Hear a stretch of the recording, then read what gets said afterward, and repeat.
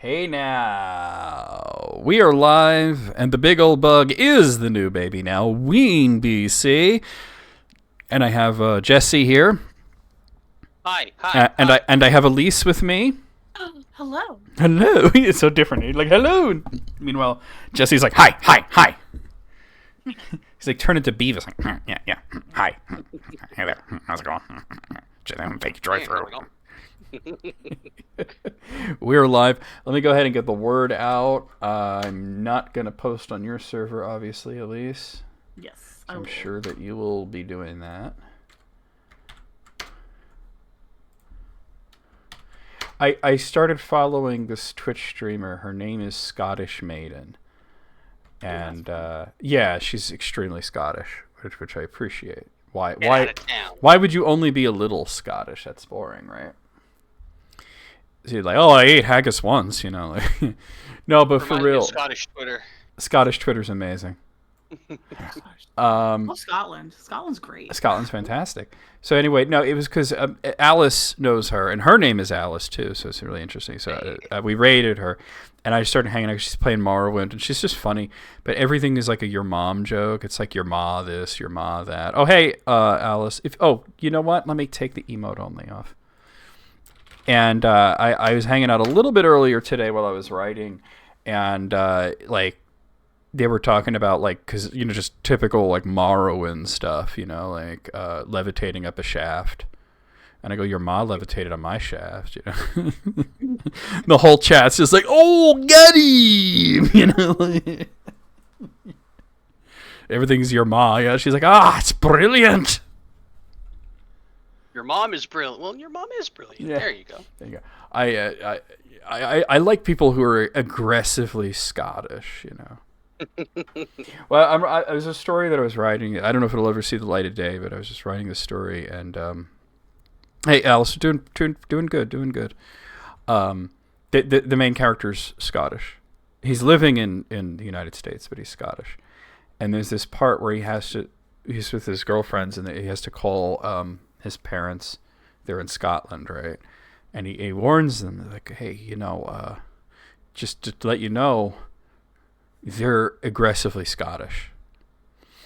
And they're just like, I don't know what that means, you know.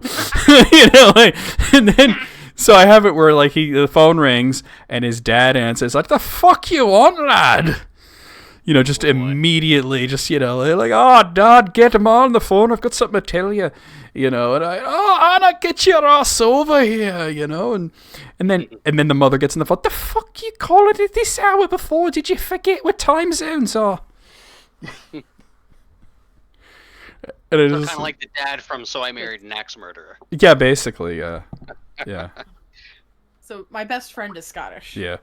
And when we were over there earlier this year, we stayed with her. Yeah. And I've known her for, God, I don't know, 15 years at this point. So I am used to and accustomed. Like she's basically me, but more. Yeah. So if you can imagine that. Well, that's what Scottish people have big personalities. Oh, absolutely. And she can go from what she describes as absolutely unintelligible Scot to mum voice in about 3 seconds. The mum voice. And the mum voice is like, when she goes into mum voice, you fucked up. Oh, and it's just a guy. Is that where she goes, oh, did you, eh? Oh no, she's very, very forceful, very demanding, very... Oh, Alanis, one of those. What did you do? Because her daughter's name is Alanis. Yes. It's a delight. I love them. You sounded like a comedian doing a Scottish person there, you know? It's terrible, but she's great. So did you, eh? I would love to go to Scotland one day and just go to a bar. If the opportunity ever presents it, take it. See if I could. I just like go into a random bar and see if I could just like blend in, you know? Just go like, oh, how you doing, lads? And you just, you know, just try and act normal, you know. There was a day like my friend Brandon dared me once. So we were in our 20s, so you know when you dare somebody in their 20s, you do it. You have to. Yeah. To talk in a Scottish accent for a whole day, basically. Oh man. So I did it, you know, and it's mostly just me and him, but we're like out in public, you know, and I'm just, you know, yelling at everything, you know. And then the best part was when we went to Taco Bell. Because we got this kid. He looks like he's about 17 years old, right? Just like imagine like Keenan and Kel. God, which one was the one with the dreadlocks? Imagine him, but with short hair. Just real young guy, right? And big smile on his face, and I'm like, hello there, I'm going to have a Crunchwrap Supreme, and I'm putting all these like weird innuendos and slang that nobody understands, you know, and he is trying so hard not to laugh. He's doing like, you know, like you can hear the air coming out. Yeah, exactly. Yeah, and his face is all like tight and everything, and I'm like thinking, why won't he laugh? Why won't he laugh? And then I realize he probably fucking thinks I'm actually Scottish and doesn't want to laugh because he doesn't want to piss me off. So I wonder if you were to actually go to Scotland and try to blend in, and then someone goes, "Ugh, another American trying to pull off as a Scot." Where have you been? That's what I was saying.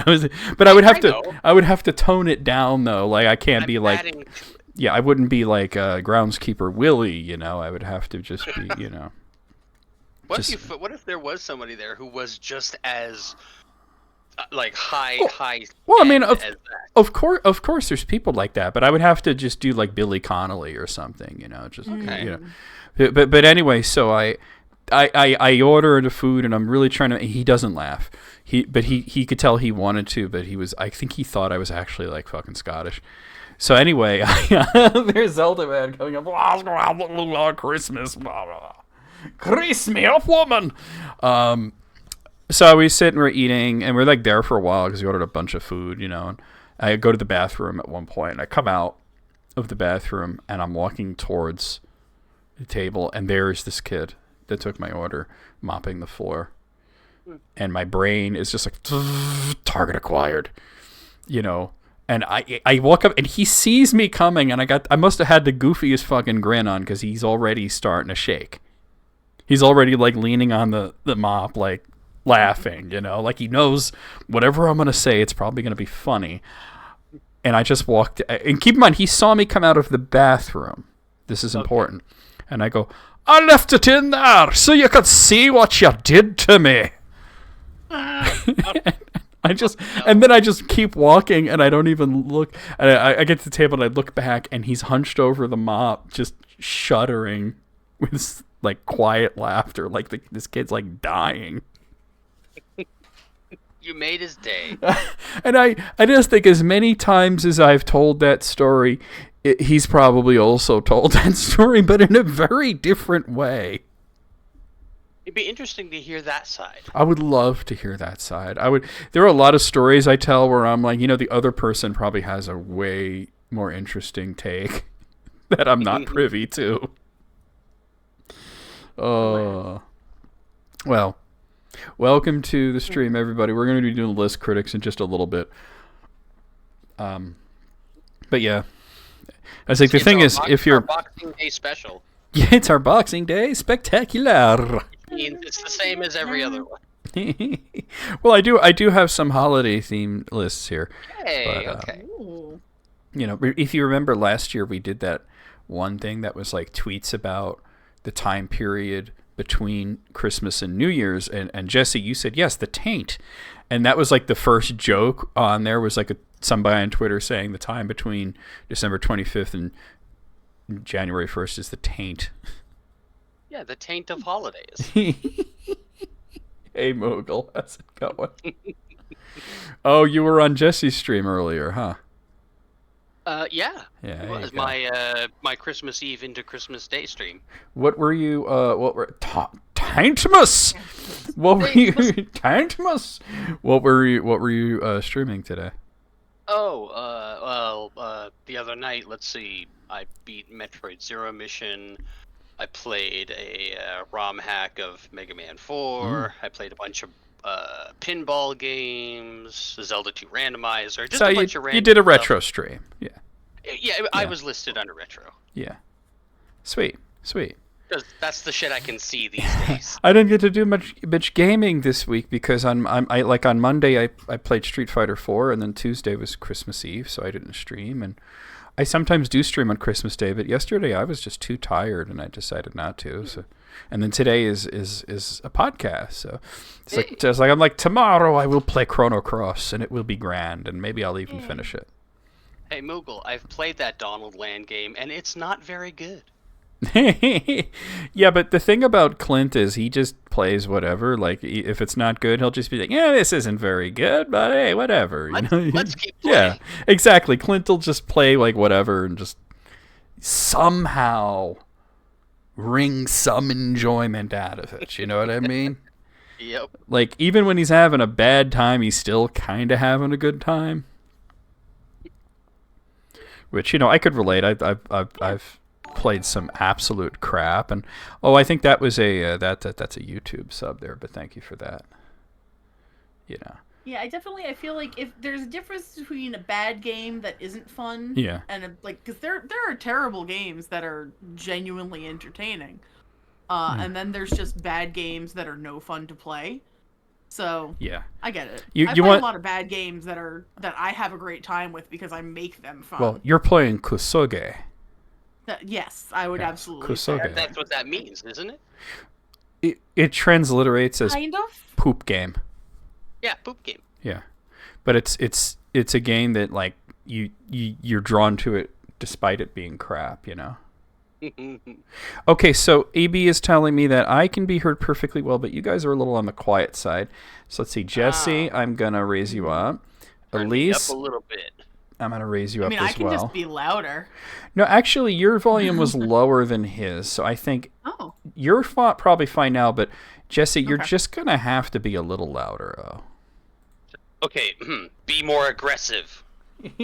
I heard you're being more aggressive and cheering, so I decided to be more aggressive. And wouldn't you know it, it worked.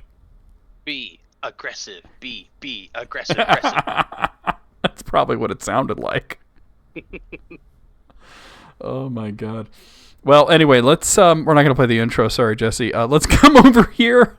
Yep. And I changed the layout on this a little bit so that our names nobody's name is cut off by the chat. But here we are at the List Critics Remastered. This is our 28th episode of such, and I have Jesse and I have Elise with me. And we're going to start as we always do with Tumblr After Dark. Still getting deep. Yeah, we all did. These years later. Getting deep on these nuts. So 32 dark humor Tumblr memes, not for the faint of heart, although I found that there's nothing dark about them. It's just Tumblr gets deep.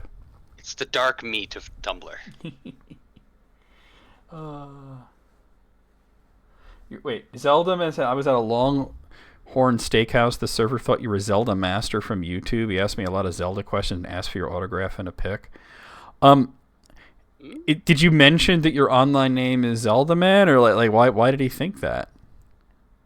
That's a strange assumption to make, right? Just jumping directly to, are you Zelda Master?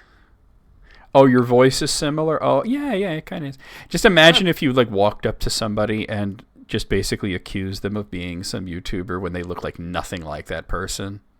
Are you him? Just like if somebody walked up to, say, Jesse and was like, "Oh my God, Markiplier," Excuse me? and you're like, "No, not quite." Very different. That's pretty lay epic sauce. Wait, is that something he says? I don't know. You know what? I don't know because I don't watch him, but I mean, either. I hear things about him that are very wholesome, and then I hear that he does smash or pass with Pokemon, so then it's not very wholesome, And of course, every time Markiplier comes up, either me or EB will go to the Pokemon joke, and in this case, we both did. Very nice. Because EB pointed out that Jesse does not lust over Pokemon. Yeah, Why? I think what it ultimately comes down to is that he's just like, he's aight. Little too exuberant for my taste. Yeah, he definitely targets the youthful demographic. Yes, which is fine. It's just not for me. Point, man. Okay. I mean, I get a little silly myself, but I do gravitate more towards the, fuck, shit, piss kind of thing.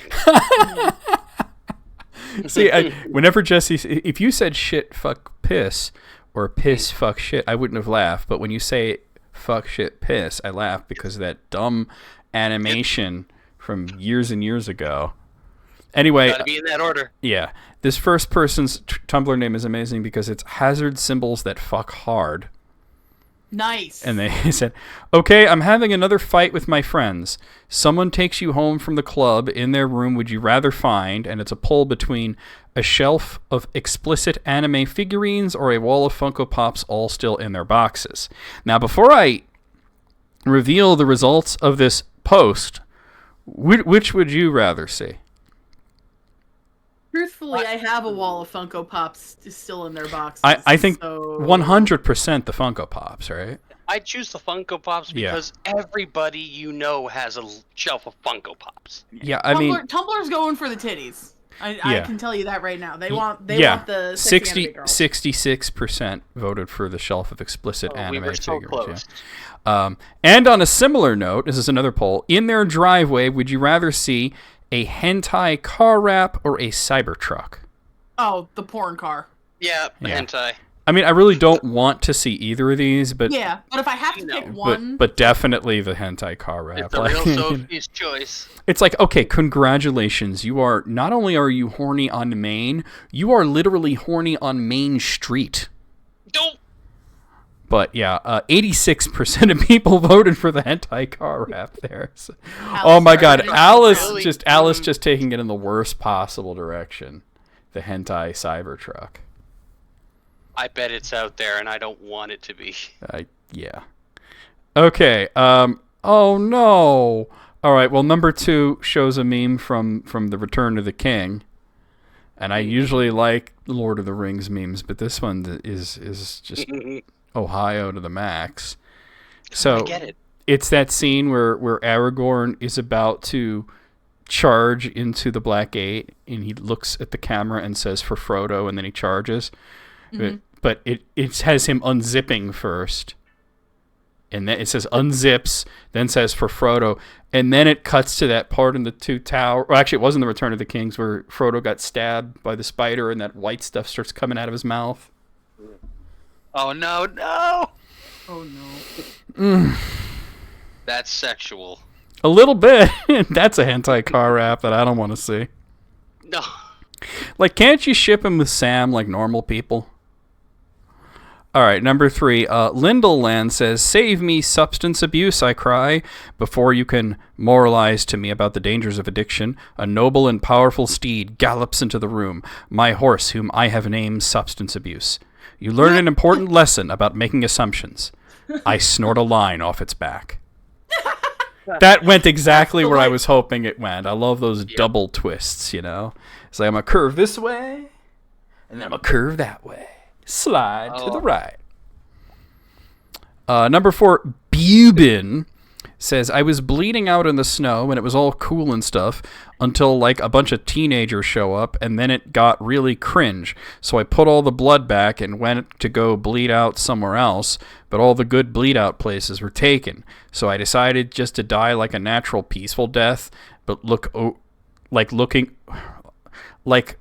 overlooking the cliffside. But lo and behold, somebody's already fucking dying there against a tree, and it looks way sicker than what I had planned. Guess I'll just fucking live." Put all the blood back. That's the best. I think what he's doing is he's making fun of those sort of posts where, like, a series of embarrassing things happen, and then you say, "Guess I'll just fucking die." I guess I'll just fucking die then. Yeah, exactly. So guess I'll just fucking live. Yeah, I like that.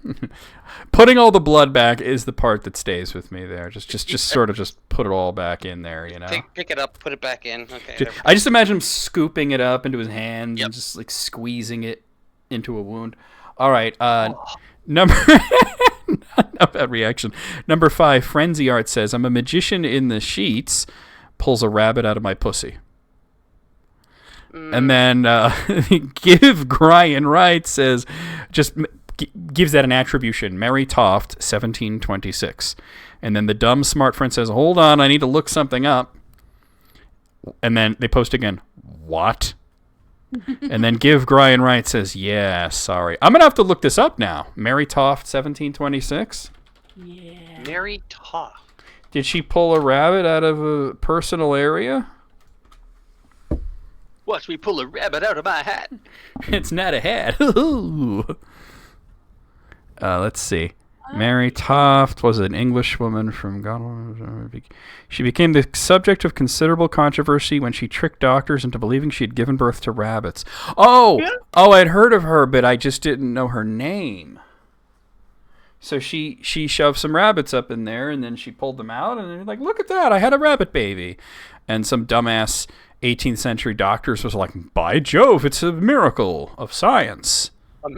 Science.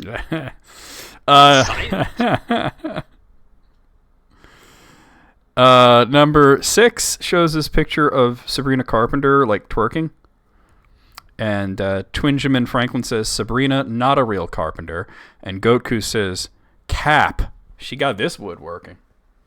What? That's a good one. Okay, that one got me.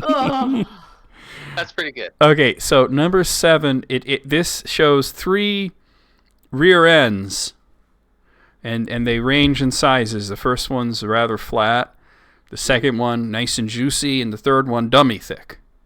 Yeah. And the flat butt is labeled bread.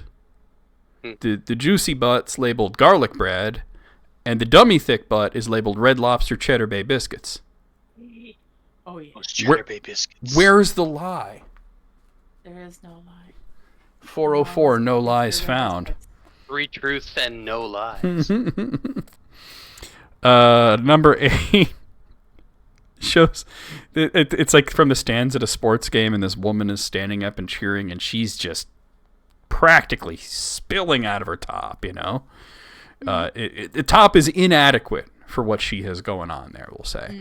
And then there's this guy who's in the row in front of her who is just openly gawking, and it's got the Nike swoosh, and it says, because some things are bigger than sports. You've never had those biscuits? EB, there's some pretty great copycat recipes online you can find. They're just really good, There's also just like a buttery mix. Biscuits. Yeah, you could get. Yeah, you could Like buy. Red Lobster Cheddar Bay biscuit mix at the store, and it's honestly just as good. It's official brand, yeah.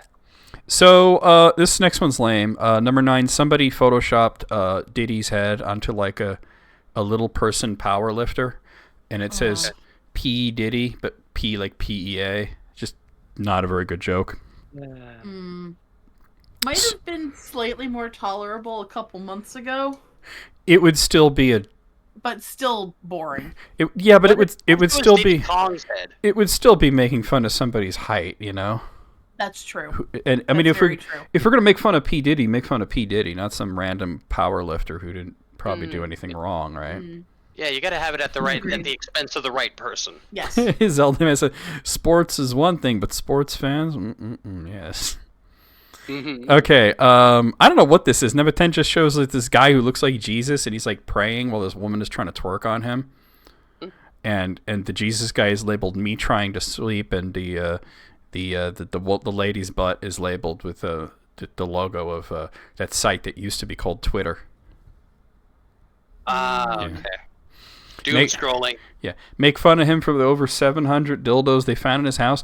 Yeah, like I mean that is 2 for every day of the year. 1,000 bottles of baby oil. That is way too much. That's too much. Yeah.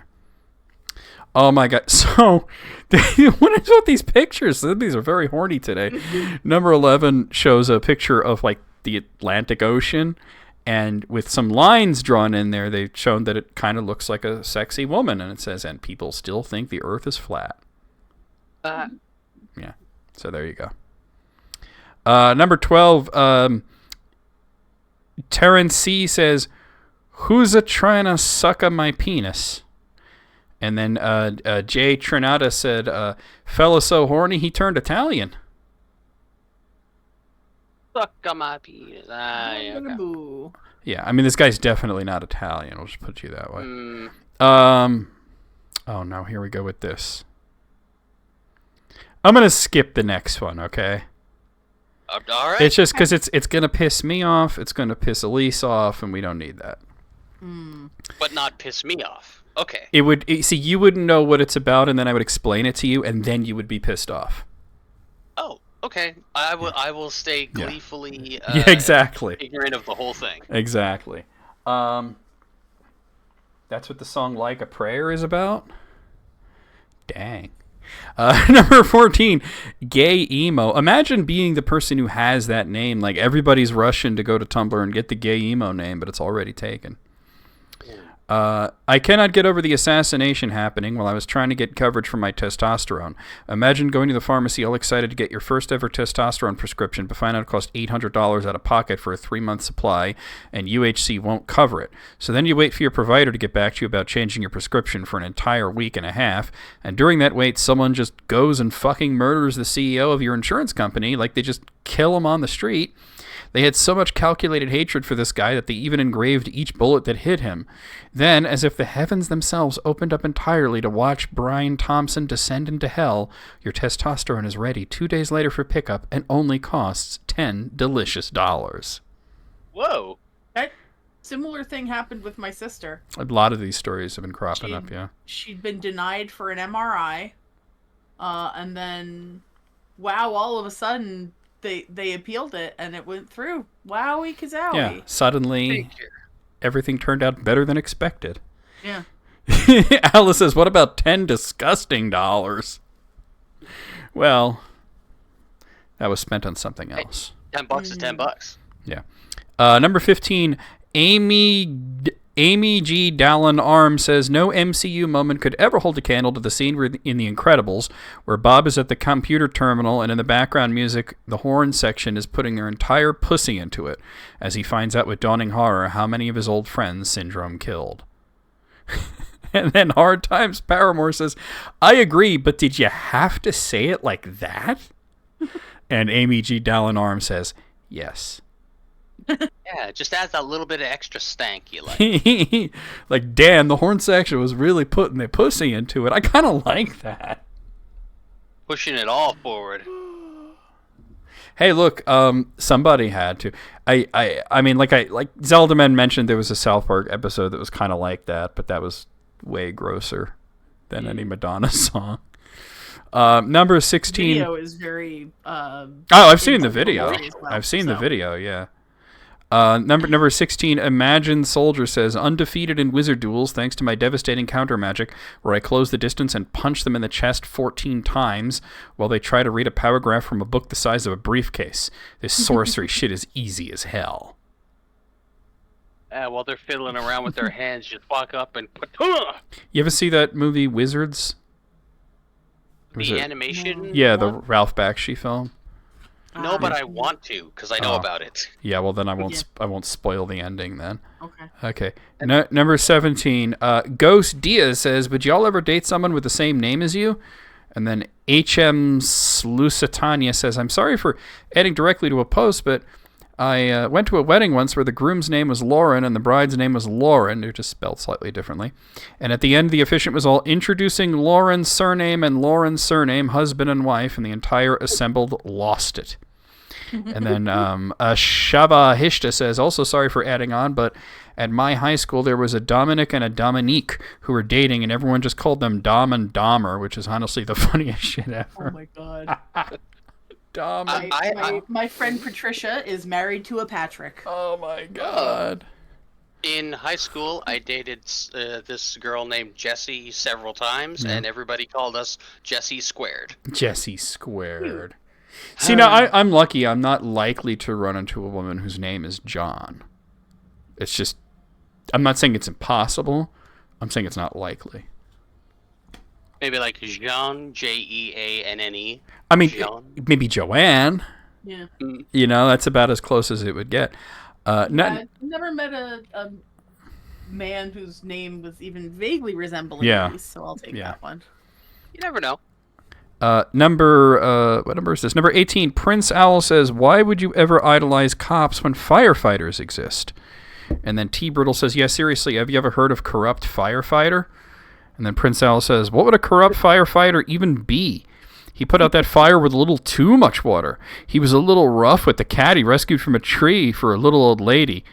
And then I can't believe it's... I'm not finishing the rest of that. Posts a... First of all, it's a screenshot from like a news story, but it looks like they're playing it in like fucking Real Player. I just want to point that out and shame them for their old tech. And it says firefighters mistakenly pumped jet fuel on fire instead of water. Oh. And then Straight as a Curly Fry writes, how on earth could you possibly fuck up that bad? And the last name is cut off, but they say fight fire with fire. Aha. That's just... I mean, but it was a mistake. They weren't doing it on purpose, right? Maybe it was like a corrupt firefighter would be like the firemen from like the 1984, you know? Oh, yeah, the firemen. Yeah, use fire. Exactly, yeah. I don't know about corrupt. I do know a good number of firefighters who are racist assholes, but you know. Well, you get that everywhere. But I mean, That's like the power trip. but the thing is, especially the worst one are EMTs. Good Lord. I've run into some really terrible EMTs, so I would agree there. But the thing is that there's nothing specifically about being like the job of fighting fires that attracts people who suck. You know what I mean? It's not. Yeah. There we go. Oh yeah, I'm sorry. Not 1984. Alice has corrected me. Fahrenheit 451. Fahrenheit, yeah. All right, number 19. Somehow you guys knew what I meant though. Yep. Post a picture of an article where it says top church. I'm already laughing. Top church official says gay sex within the Vatican has never been worse. What? And I just want to point out that there are quotes around the word top. That's why I was laughing. And then gay agendas here. So yeah, top. I hope they start having better sex. What a shame. Yeah, I was going to say, is sex really that bad? It's really bad. Oh, I don't even know what happened in this picture. Number 20 is just a picture of a toilet, the inside of a toilet. And there is a lipstick kiss in the inside of the toilet. Oh, like somebody would have had to put their whole ass fucking dome in there and their whole everything. Ooh. Yeah. Number 21, Landerus here says, let's have phone sex over walkie-talkies. And then R9er says, bend over? Bend what? Over. And then Strider of the North says, I hate this place. Bend over. Bend what? Over. That's good. Bend over. Oh, man. Number 22, Acid Punch says, still laughing about yesterday during gender sexuality studies class when our professor had everyone chant vagina, penis, vagina a few times to make us more comfortable with saying those terms. And this girl just stands up slowly and says, this isn't math class. Oh, that was, wait, what? She was in I the thought wrong. It was gender. She didn't. She was in the wrong class. In the wrong place. So imagine you think you're at the math class, and everybody starts chanting penis and vagina. I'd be like, this is some very interesting math. I would stick around for that, but penis plus vagina equals. Yeah. Number 23, Too Afraid. Oh, this is from the Too Afraid to Ask subreddit. How long could I survive on a diet of nothing but cum? What the fuck? You would die pretty quickly, wouldn't you? I've been wondering about this for a while. Assume I have unlimited buckets full of... Why is it in buckets? Easy transport. Assume I have unlimited buckets full of cum at my disposal. This is gross. How much of that, I'm not going to say it again, would I have to drink a day in order to get enough calories to survive? How long would I be able to live like that before dying of malnutrition? Also, what would my waste products look like? Thankfully, we are spared from any of the replies here. Oh, thank God. You know, I know that, like, you know, your brain goes weird places. You wonder about things that you're not like really interested in. You know, like, I'm sure this person doesn't want to put this to the test. They're just wondering. They want like a scientific answer, but still, some questions are best left unasked. Yeah. And that was one of them. Oh, that one gave me the heebie-jeebies. Yeah, I don't like that. Yeah. I got the Ghiblies. It's toxic, by the way. Number 24. Just, some of these are just pictures. It's just a picture of some woman standing in line for something, and her she's got like a jersey on, like a sports jersey, but the name on the back says Throat Goat. Oh. Full-throated. Yeah. And the number is 1, by the way. The number 1 Throat Goat. Oh. Yeah. Good for them. Number 25 starts with an anonymous ask, which was Puppy Want a Treat? And then Infectious Piss, great name, by the way, says, Puppy want a fucking break from it all. Hey, look, I didn't write it, Zelda, man. I didn't. I had to read it with my own 2 eyes. Number 26 starts with a guy named hiding out backstage, showing a picture of a guy drinking a beer. And I've seen this before. The guy is labeled Siblingless Riders, and the beer is labeled Hey Sis, Hey Little Bro. And hiding out backstage says, I'm right, and I should say it. I'm going to move on to the replies, but I just want to say this as somebody who does have a sibling. Yes, nobody talks like that to their brother or sister. And then Fairy of Something says, wait, how are people with siblings greeting each other? And then a studying rear says, hey. That's about it. Yeah. And then Piss Bong modernizes it a little bit.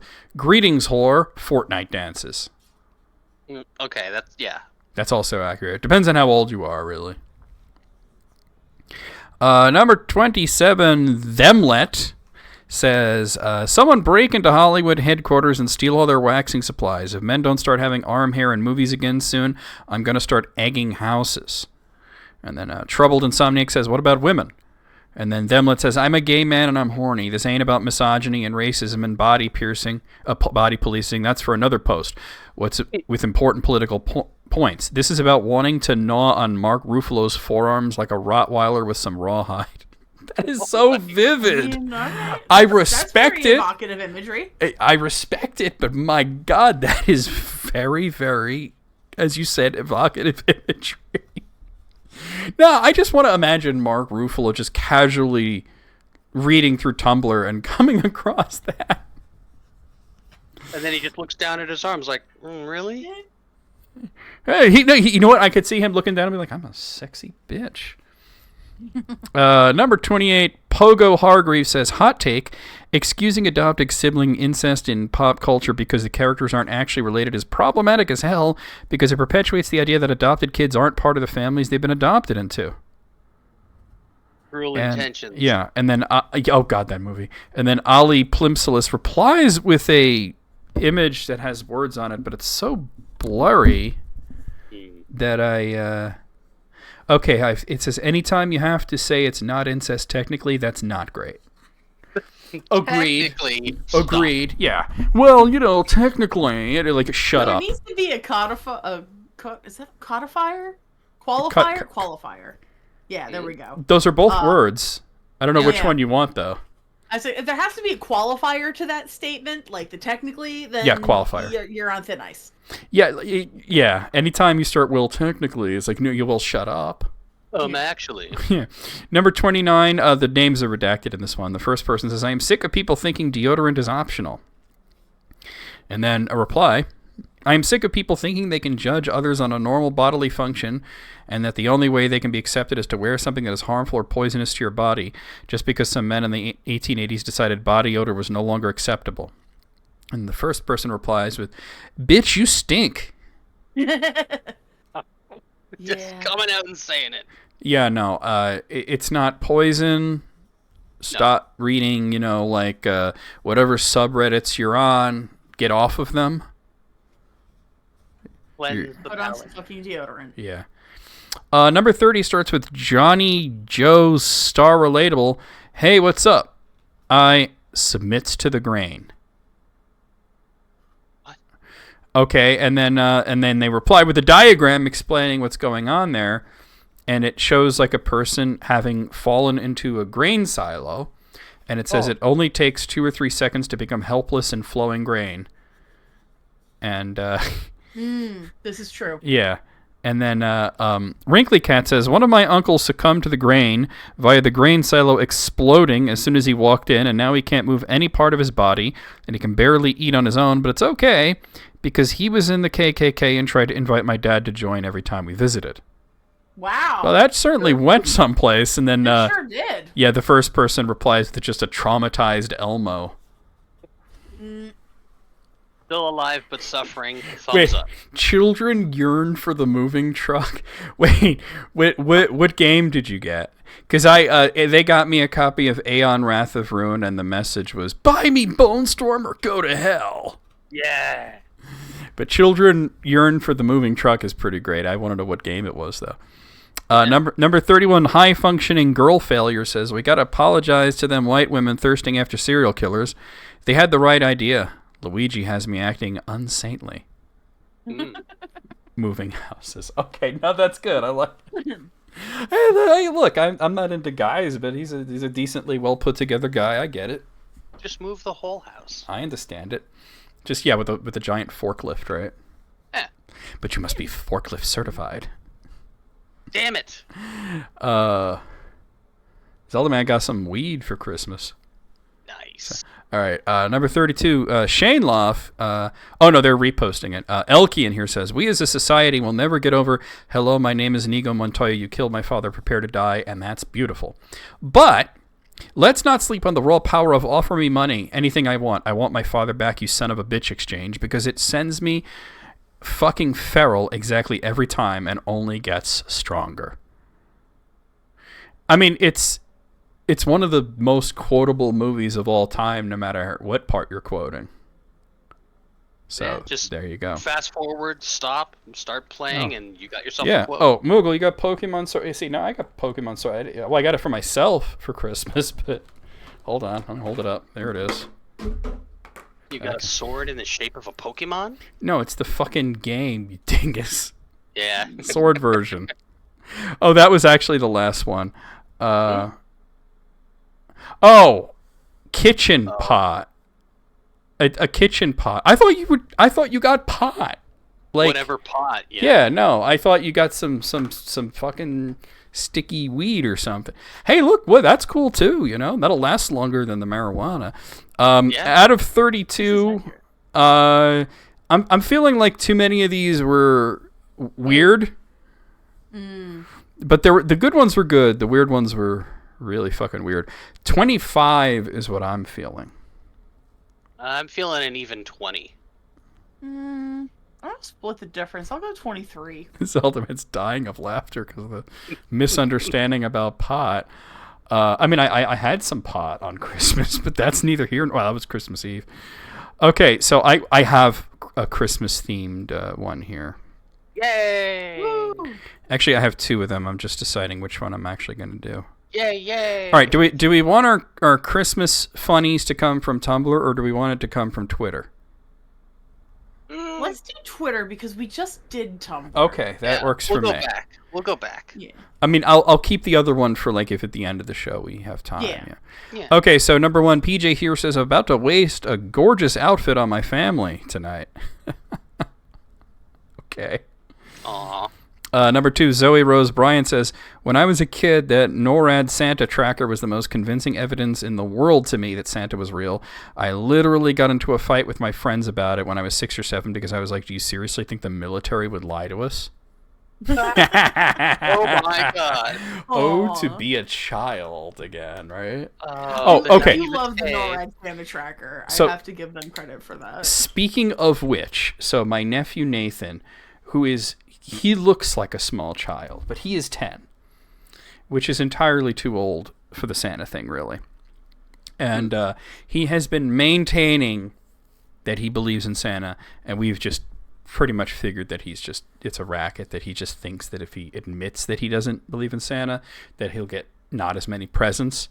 So, no. So my other nephew Bobby, who's like he's about to be 14, he tells me on Christmas Eve, he says, you know, I asked Nathan if he really believes in Santa, and he looks at me and he goes, I don't believe that bullshit.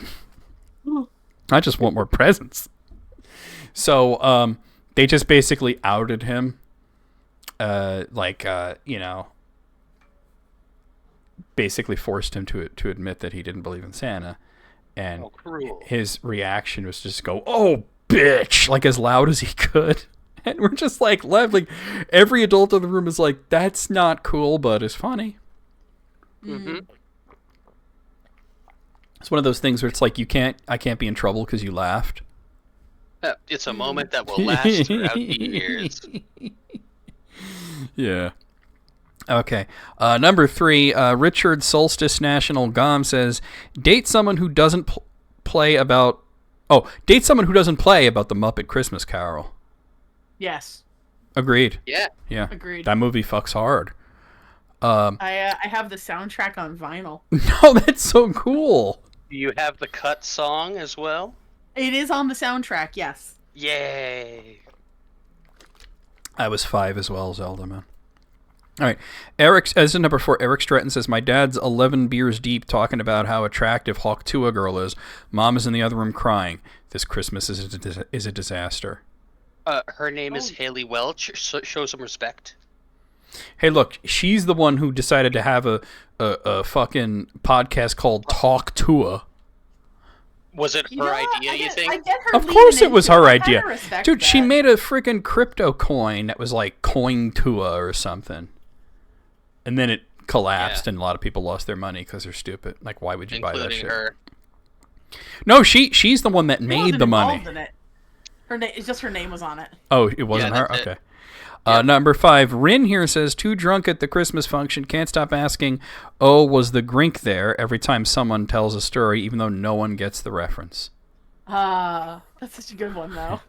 Was the Grink there? What? I don't get it either. What's the Grink? So the story, it is I believe, a Tumblr post where people are talking in a group chat. Hey, Jazz. And somebody typos Grinch to say Grink. And now, you know how devastating a typo in a group chat can be. That'll just be your personality for the rest of your life. That's why we have an emote, which I'm going to use right now, that is literally the word taupe. The taupe? Yeah, because Wayne went to type taupe like the color, and his phone auto-corrected it to, like, the verb taupe. What? Which we didn't even know was a word until we looked it up. Amazing. But yeah, so that is where was the Grink there comes from. That's good. All right. Thank you for explaining that, because it was over my head. Number 6, Blake says, surprised they've never made the Stoner Christmas movie where the wrong cookies get left out for Santa, and the friend group who were planning on getting baked have to deliver the presents in his stead. Dude, don't just like put that idea on Tumblr. You need to take that to Hollywood and get, like the Wayans brothers involved, Yeah, they'll fuck it up somehow. Yeah, I mean, it's not going to be good. Yeah. But it'll exist. Number 7, Russ Mitchell says, Dad, why did Santa leave all the presents unwrapped? Because the Hawaii Bowl went to 5 overtime, kids. Oh, 5th overtime. That's dumb. All right. Number 8, Mariana says, my year was so awful, my relatives don't even ask me about my career or boyfriends. My uncle just called me the definition of strength. Oh, no. What? The definition of what? The definition of strength. That's when you know you've had a shitty time. Yeah. Wow. That's a rough one. Maybe the Grink showed up at that party. Number 9. You just throw down a couple of Grinks, Alex, what would you like to Grink? Kowalski. Alex Patak's Test Kitchen says, if you actually sit down and read the Grinch's manifesto, he makes a lot of good points. Oh, no. Well, the Who's were fucking loud, Number 10, Susan says, back in my prime, I would have woken up to 84 Merry Christmas texts. Lol. That's tiresome, though. Wow. Yeah. That's where you have delete. Reply to all. Number 11, Eli Kaimendal says, being home for the holidays is all about your parents being like, hey, remember when that terrible, embarrassing thing happened to you? Ha ha ha, that was hilarious. Yeah. That's real, though. And you just stare at them. That's real. Number 12, Allison here says, is Whoville some kind of utopia? When the Grinch steals all their stuff, they don't even think about calling the cops, which allows the Grinch to see the error of his ways and engage in restorative justice. Though what kind of utopia would allow a Grinch to be so ostracized? Allison, put down the bong. It's okay. You'll be all right. Number 13, Rob Den Blaker says, 2,000 years ago, some chick got knocked up and pretended God did it, and now I have to hang out with my family and eat ham next to an indoor tree. Cool. It's not so bad. I do like ham. Ham is awesome. Ham is good. Number 14, Jason X Infera says, Santa punched a hole in my wall because I left him soy milk. What is this crap? Ho, ho, no! That'd be a good bit in like some adult Christmas movie. Duffs the wall. Number 15. Wow, this person's name. This is like the shittiest Star Wars character. Glup Shito says. That is a. That is a George Lucas ass name, isn't it? Like, we'll call this guy Glup Shito. I don't know. It sounds real. It could be. Look, he had a guy in one of the movies called Elin Sleazebagano, and he was a drug dealer. Sleazebagano. And okay, I could rag on. We were doing this earlier. Earlier, a few days ago. We could rag on the names in the in the prequels, but the very first Star Wars had a fat guy named Porkins. Just saying. Porkins. Yeah. Stupid. To be fair, Glupshido is actually it's a fake name used to refer to Star Wars characters from the EU that you didn't know existed. Oh, okay. It's so wait, so I was totally. Star Wars movie or show is announced, all the fans are like, "OMG, Glupshido is back!" I was right in thinking it's Star Wars-ish, right? Spot on. Yeah. Spot on. I know nothing of this Tumblr community. I don't know this either. Okay, so Glupshido here says, taking my new boyfriend home for Christmas, like this is where it all started. My eating disorder. No. Oh, it's amazing. Yeah, EP says George Lucas is about as subtle with names as J.K. Rowling. Cho Chang. Come on. She had a black guy named Kingsley Shacklebolt. Whew. That's tough. Rough and tough. Yeah. Number 16, Rodney Lacroix says, me. My wife got me a telescope for Christmas. Neighbor. Nice. I know. I watched you guys open everything. Oh, my God. Oh, no. It's like the beginning of Poltergeist. All right, number 17, Ro Ramden says, hate at the beginning of Rudolph the Red-Nosed Reindeer when they say, Dasher and Dancer and Prancer and Vixen. I don't know those guys, and they were moving radically weird with Rudolph. Moving radically weird? I don't get that last part, but yeah, I agree. We don't really know those. Like, we know their names, but we don't know shit about them. They have we me know in the of their first half, existence. not gonna lie. Yeah, like we basically know fuck all about Dasher and Dancer and Prancer and Vixen. What about Olive, the other reindeer? Oh, The other reindeer. That is a real movie. I know. It is. Number 18, Paddle here says, 4 hours into Christmas, realizing the 19-year-old mustache guy used to be my baby cousin. Oh, what up, little dude? Oh, no. It kind of do be like that, though. It do be like that. Oh, man. It's like, when did you turn into an adult? Number 19, Sonia here says, I told my fiance I wanted to go out and do activities together more often, so this year for Christmas he got us backflip classes. So now every Tuesday for the next 2 months we're going to parkour gym to learn how to do a backflip. Men never fail to amaze me. Hey, W2. Backflip. Oh, yeah. Wait, this is the first I'm hearing about backflip classes. I would try. I would fail, but I would try. Yeah, I would. Yeah, I also would fail. How does that exist? Like that is the most men thing ever to buy that, but why is it there for you to buy? Yeah, but that backflip though. I know.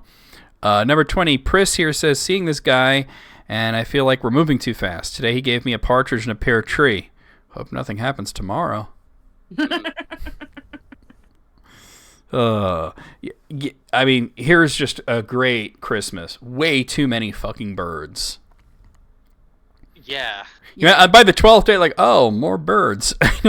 Number 21, Dan White here says, blackout drunk, screaming at my family that the Grinch was radicalized by the Who's own hubris. The earth is littered with the ruins of empires that believe they were eternal. We've learned nothing from Iraq. You should have ended it on hubris, because that was so, not that what came after it was bad, but that is so perfect that you just stop right there. Yeah, that's another one where they had me in the first half. Evie says backflip lessons for the wives who have large life insurance policies on their husbands. I'm still stuck on hubris. That's what I'm saying. Why not just stop right there? That's perfect. Not that the rest of it's bad. There's no reason for it. Number 22, Canny Oakley, local cryptid, says, Scrooge isn't special. I, too, have been ghosted thrice in one night. Oh, God. Oh, that sucks. Wait, I have to be the guy that says, that was 4 times, actually.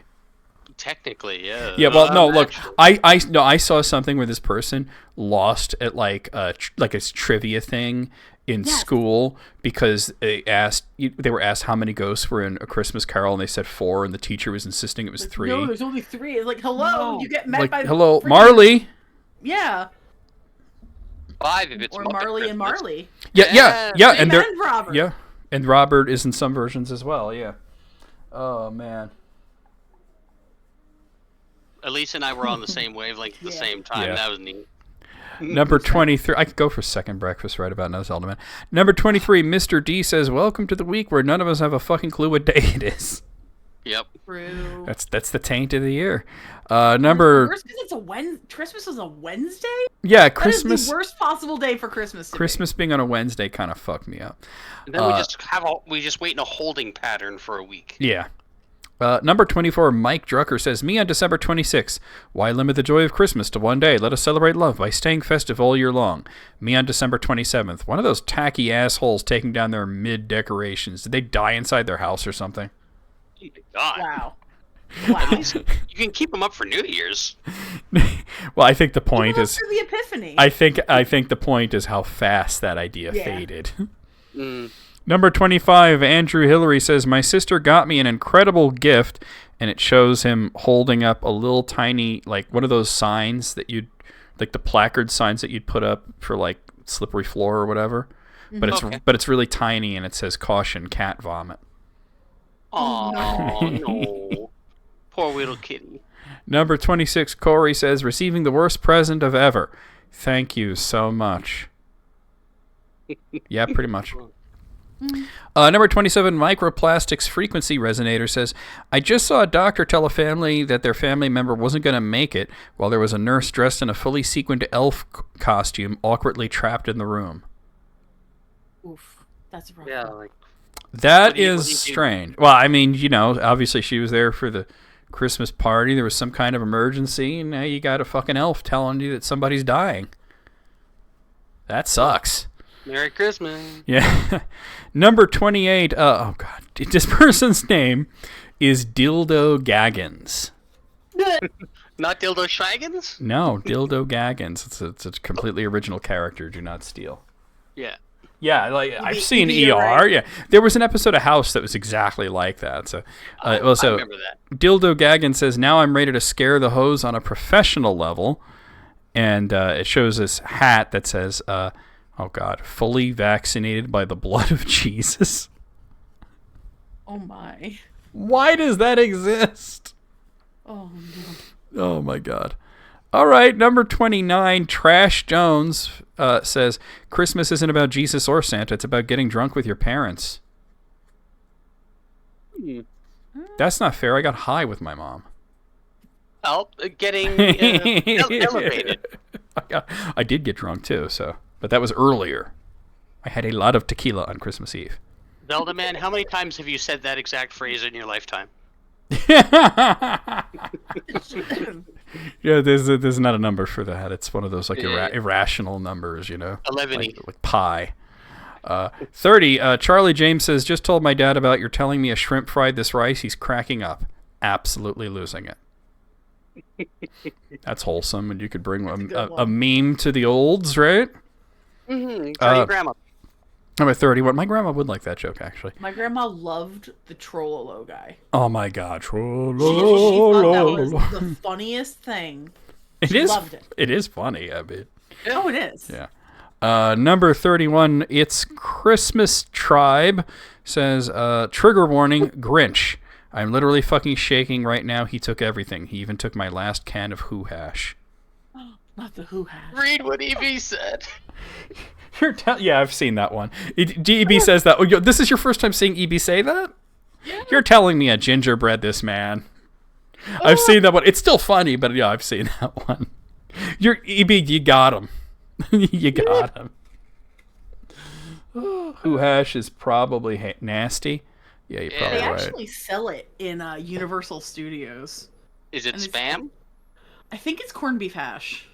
Oh, okay, that makes sense. See, now I'm thinking like hashy. corned beef. I'm thinking like hash like drugs, and you're thinking corned beef Oh. hash. I like corned beef hash. All right, so the Corned beef Who hash is okay. Corned beef, onions, white cheese sauce, Yeah. scallions, and tater tots in a Who Hash can. That honestly sounds delightful. Right? Like that sounds acceptable. I mean, I I can't would- do the onions, but like I would Yeah. I would fuck that up. you would fuck that up, and it would be fuck that up. great. I'd put that in a big old fucking flatbread and just eat it like a taco. There you go. Number 32, Rob here says, to women with depression, you will get through this. To men with depression, get it together, Nancy boy, it's Christmas. Oh, jeez. A little too real there. Yeah. Number 33, Shooter McGavin says, Yeah. he named himself after this fucking character from an Adam Sandler movie. Patrick Mahomes exchanging gifts with family and friends this morning. And it just shows a picture of literally that. I don't know. Oh, because his friends and family are a bunch of umpires. Oh.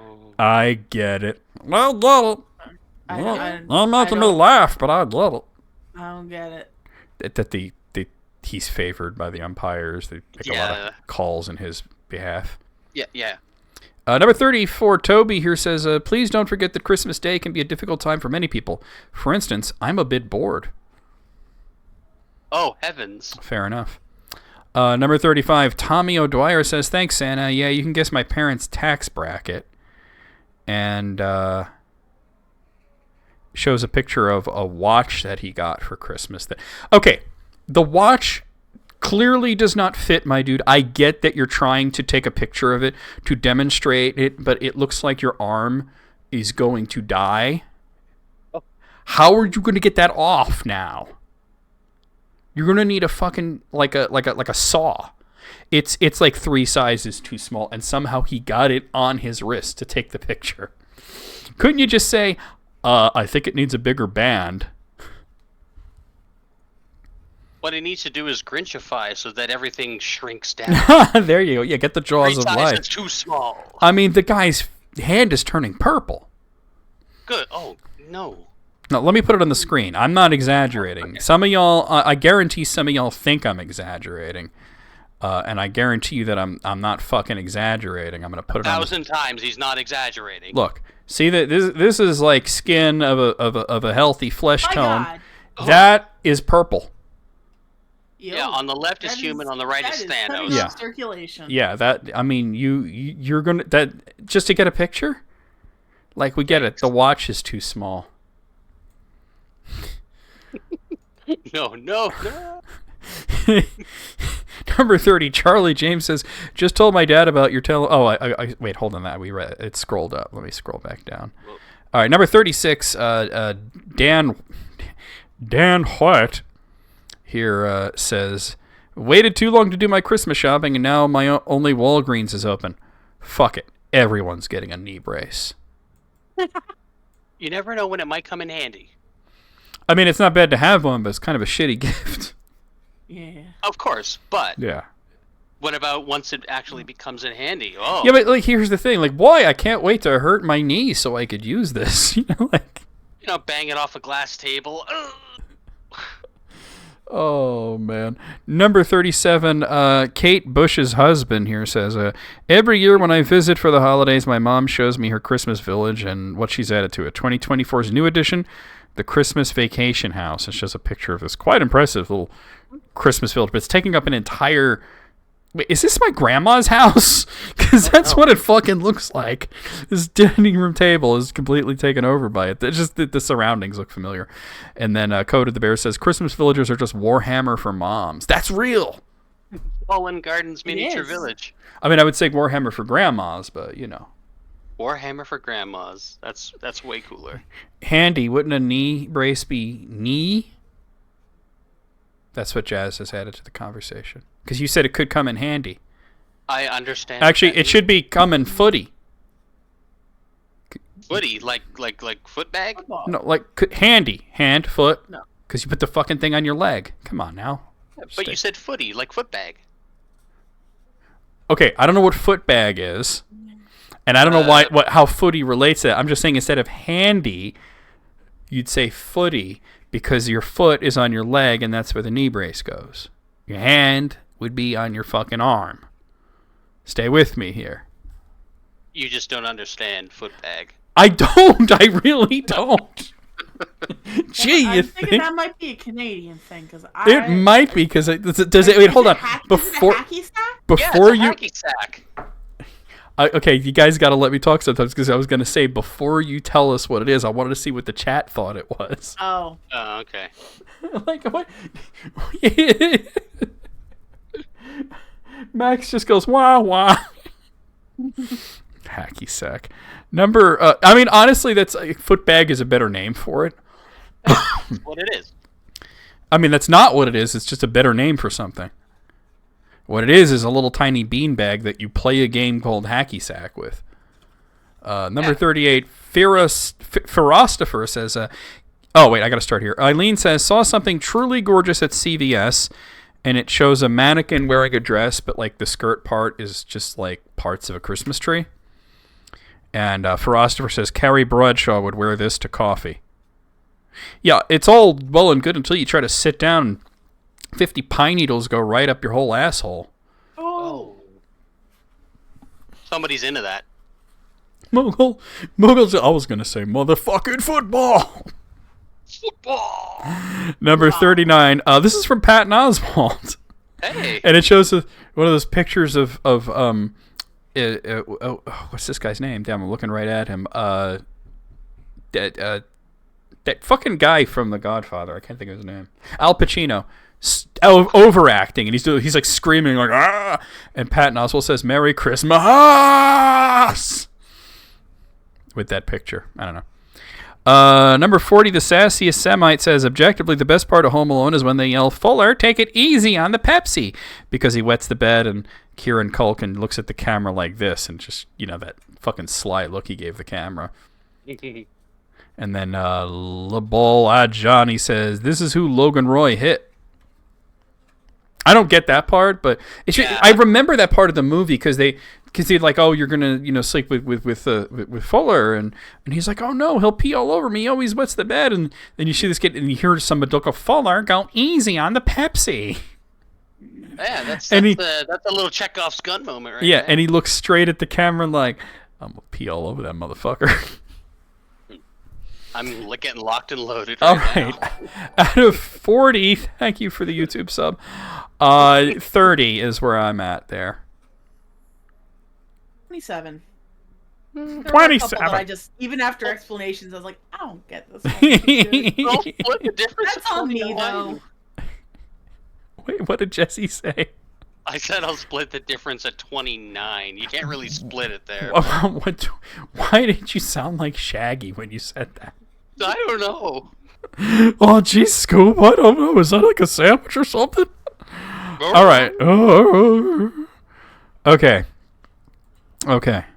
I have another one that then we'll get to the submitted list. This is also from Pleated Jeans. It's 30 mind-blowing facts that sound fake, but are completely true.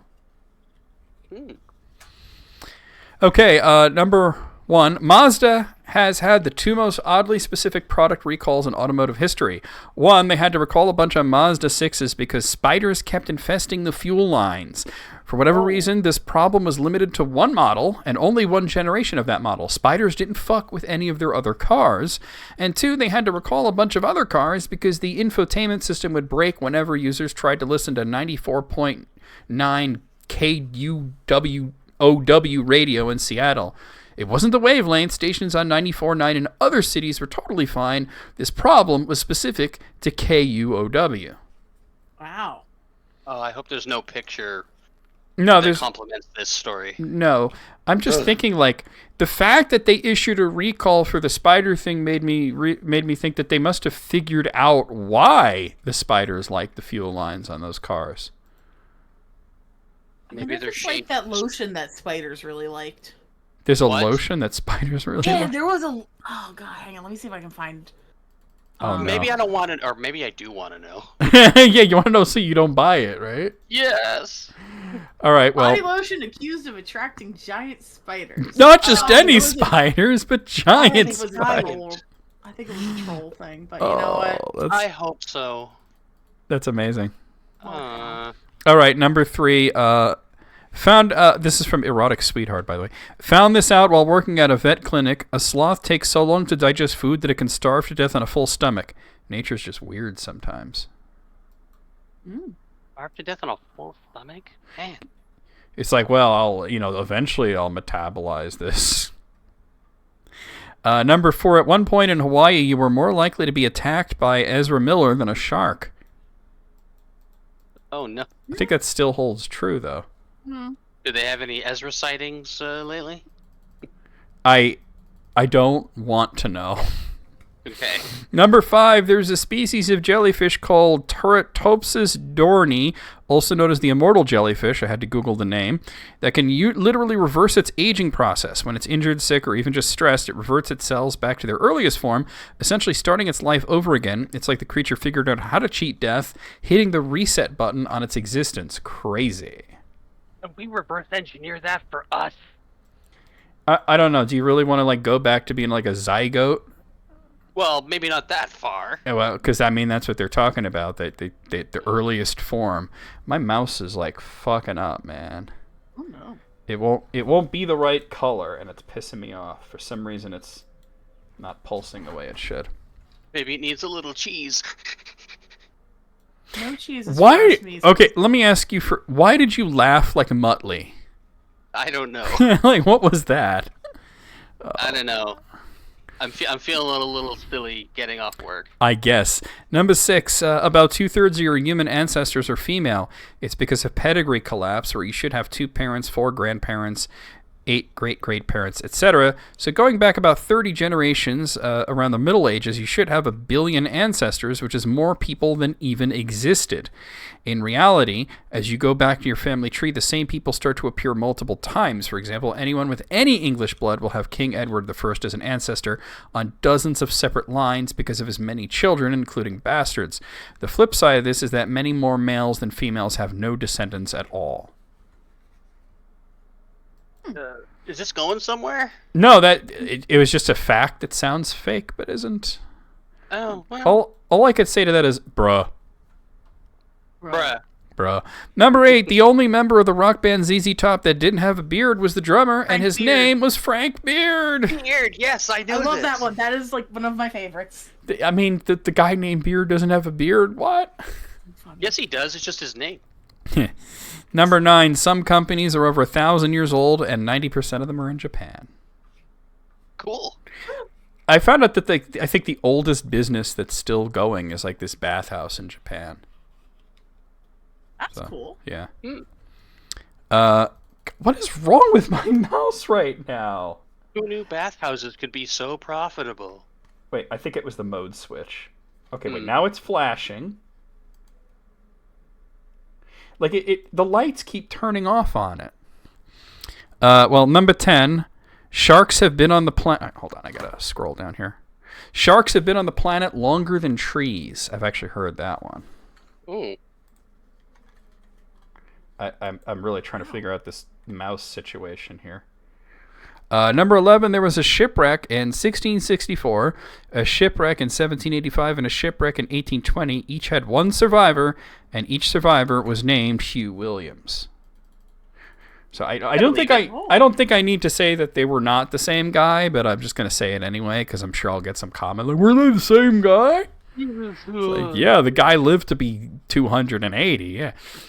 Number 12, I see a lot of octopus facts, but what I find most interesting besides their intelligence and hearts is that they only live about 3 years. They mate once and die. Ooh. That's tough.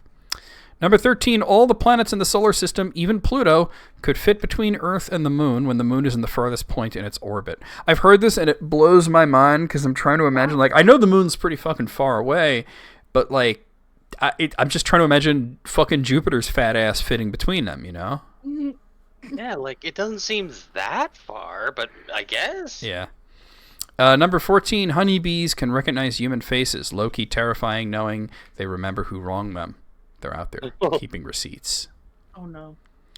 Number 15, that cigarette lighters were invented before matches.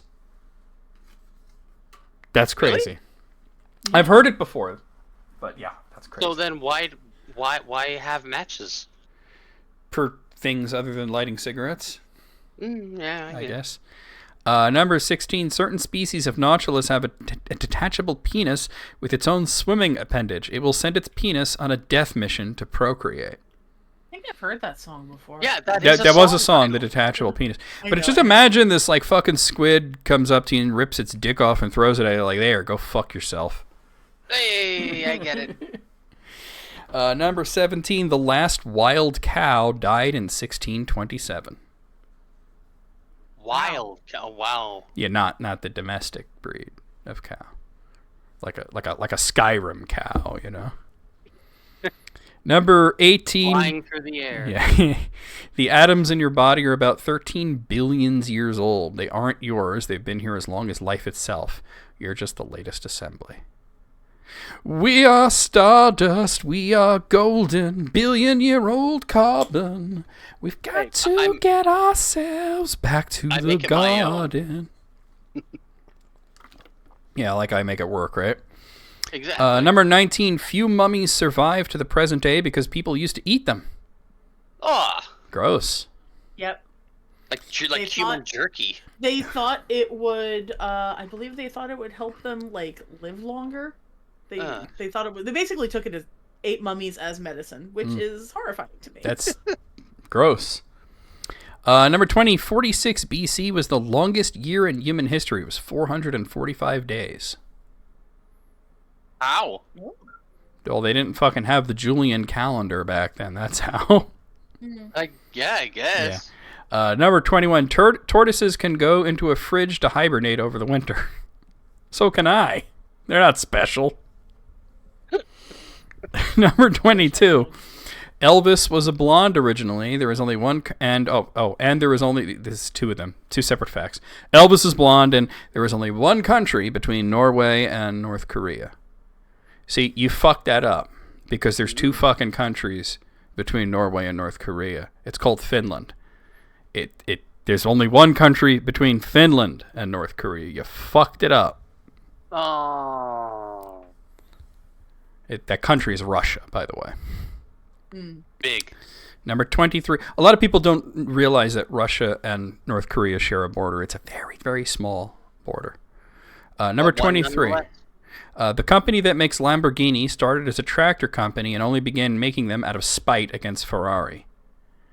I had actually heard that the guy was specifically pissed off at Guido Ferrari because he said something like, your cars are trash or something like that. I'll show him. Yeah, he did though, right?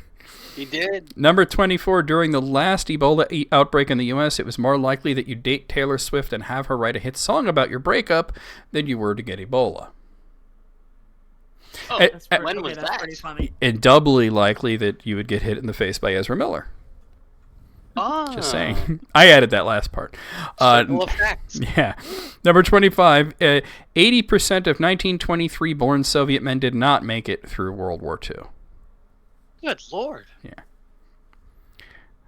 Number 26, a day on Venus is longer than its year. I learned this in astronomy class and still can't wrap my head around it. The planet literally takes longer to rotate once than to go around the sun. Space is weird. It is. A lot of shit going on out there. Yeah. Wait, okay, so WT is telling me that Norway does touch Russia. So I guess the fact works for both Norway and Finland then. Okay. Okay, that works for me. Number 27, the average number of skeletons inside the human body is greater than one.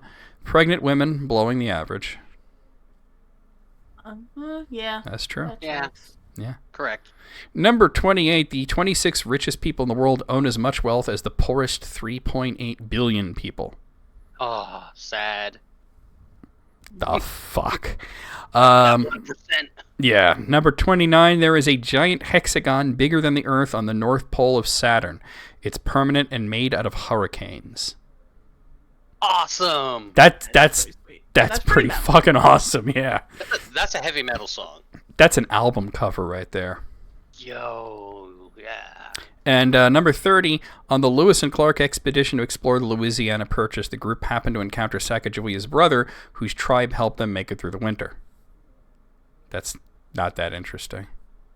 It's a fact, though. It doesn't sound fake, though. It's not mind-blowing. Yeah. You know what? There was one in my head that I wanted to be on here, and I'm going to retroactively replace that last one. The one I'm thinking of is there was a point in American history where there were only 2 cars in the entire state of Ohio, because cars were brand new, and they fucking crashed into each other.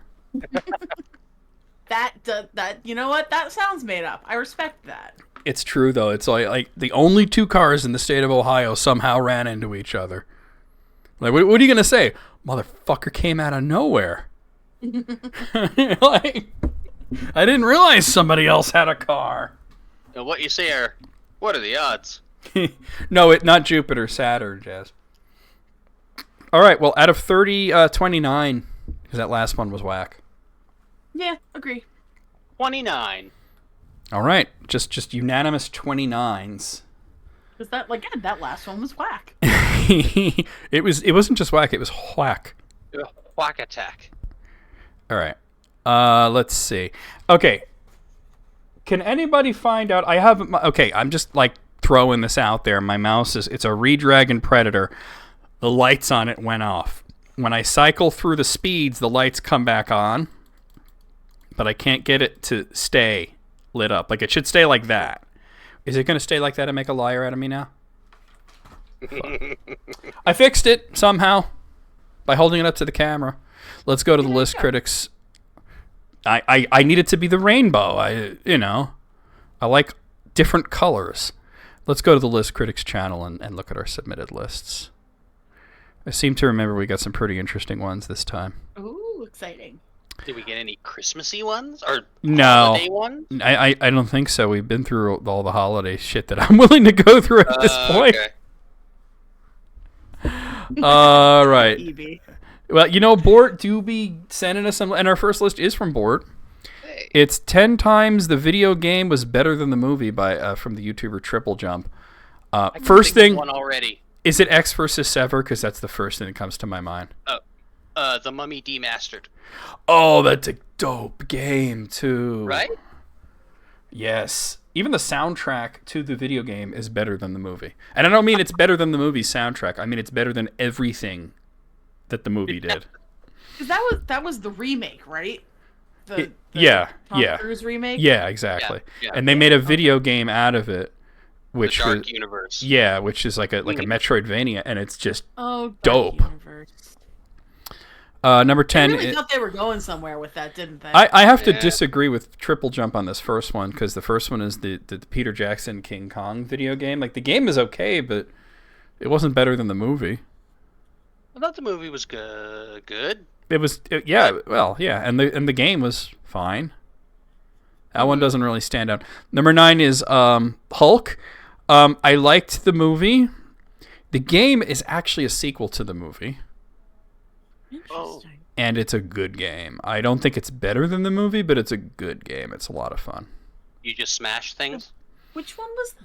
Was that the Ang Lee or the Yeah, other the one? Ang Lee movie. I know a lot of people that go, oh, it's so slow, all this psychology and stuff, and I'm like, read a fucking Hulk comic. He doesn't smash everything for 32 pages. Number 8 is Van Helsing. Honestly, it doesn't take much to be better than that game. I didn't play the Or game, that but movie, I saw rather. the movie, and I The thought movie- it was fine. I thought the movie was terrible. Oh. I didn't play the game, but I thought the movie was terrible. I was looking forward to it. I remember I was working at this place, and there was this girl that sat next to me, and she was mad hype for this movie. Oh, no. And then when she heard I was going to go see it, she's like, oh my God, you have to let me know how it is, because I can't wait to see that. It looks so good. And she's like, the next fucking Monday, how was it? I'm like, that was the best bad movie I've ever seen. I was like, and she's like, what? I'm like, no, it was fucking terrible. It was fun, but it is not a good movie. Number 7, RoboCop 3. It's weird how the RoboCop games kept getting better while the movies kept getting worse. Yeah, the movie, I don't really remember much about it, so that says something there. The game, it's okay. I remember I hated it slightly less than RoboCop 2. But still hated it. What platform was that on? The game, at least. It was NES. Okay. Yeah. It was on a bunch of things, wasn't it? Yeah, but I mean the main one. I guess what era? Yeah, I mean I'm not talking about like the Game Boy here. Number 6 is Alien 3. Yeah, co-signed. Alien 3 was a boring movie. The arcade game was awesome.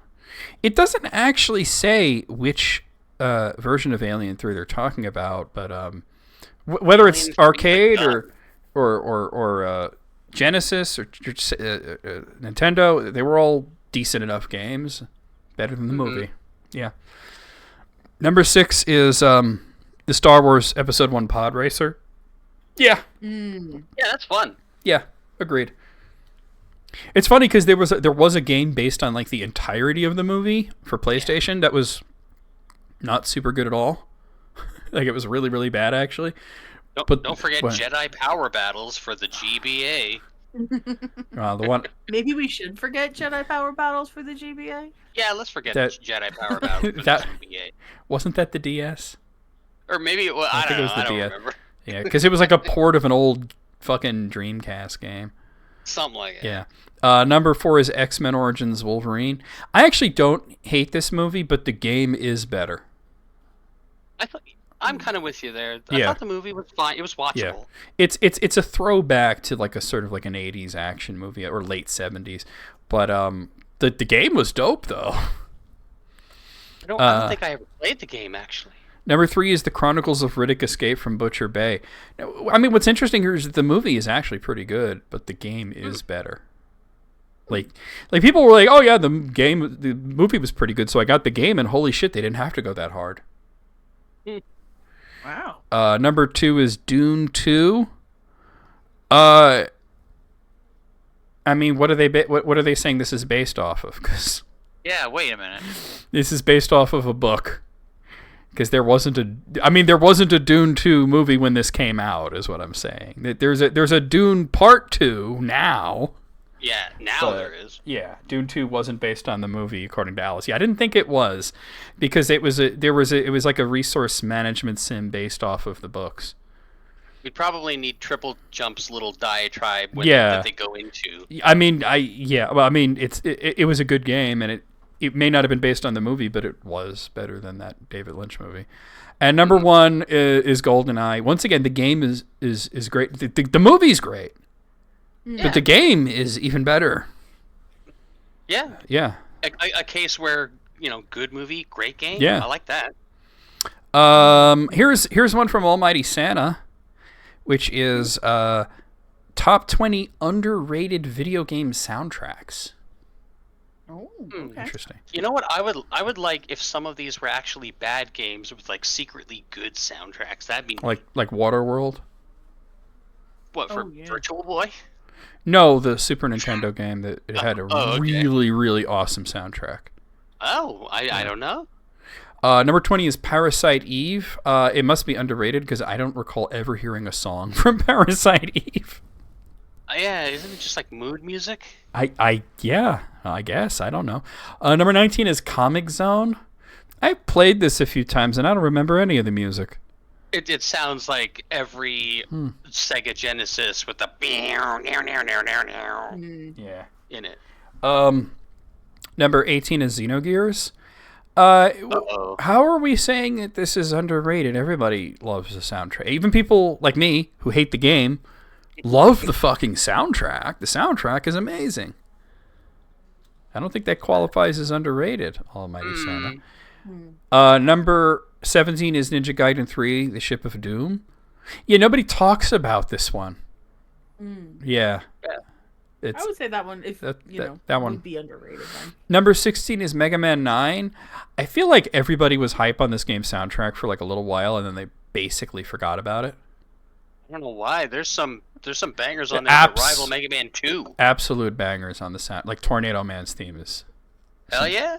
dope shit. Number 15 is Saga Frontier 2. See, here's the thing. I didn't play Saga Frontier 2.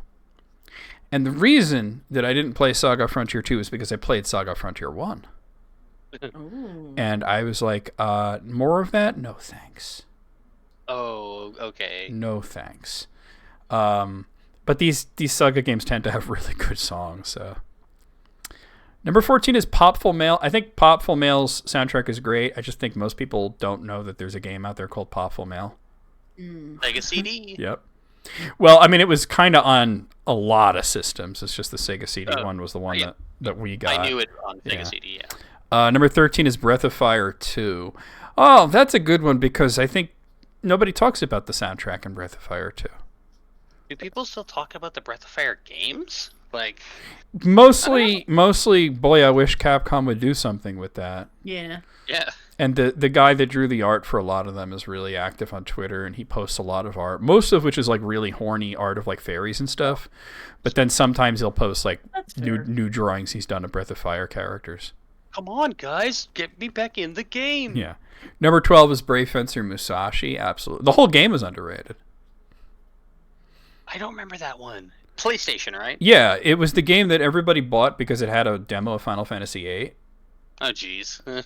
So, and then like most people didn't actually play Brave Fencer Musashi to find out that it's actually really cool. It was one of like the many like PlayStation Zelda type of things, you know? Okay. It wasn't as like successful at being a Zelda game as like Alundra was, but it was a pretty good game. Number 11 is Tobal.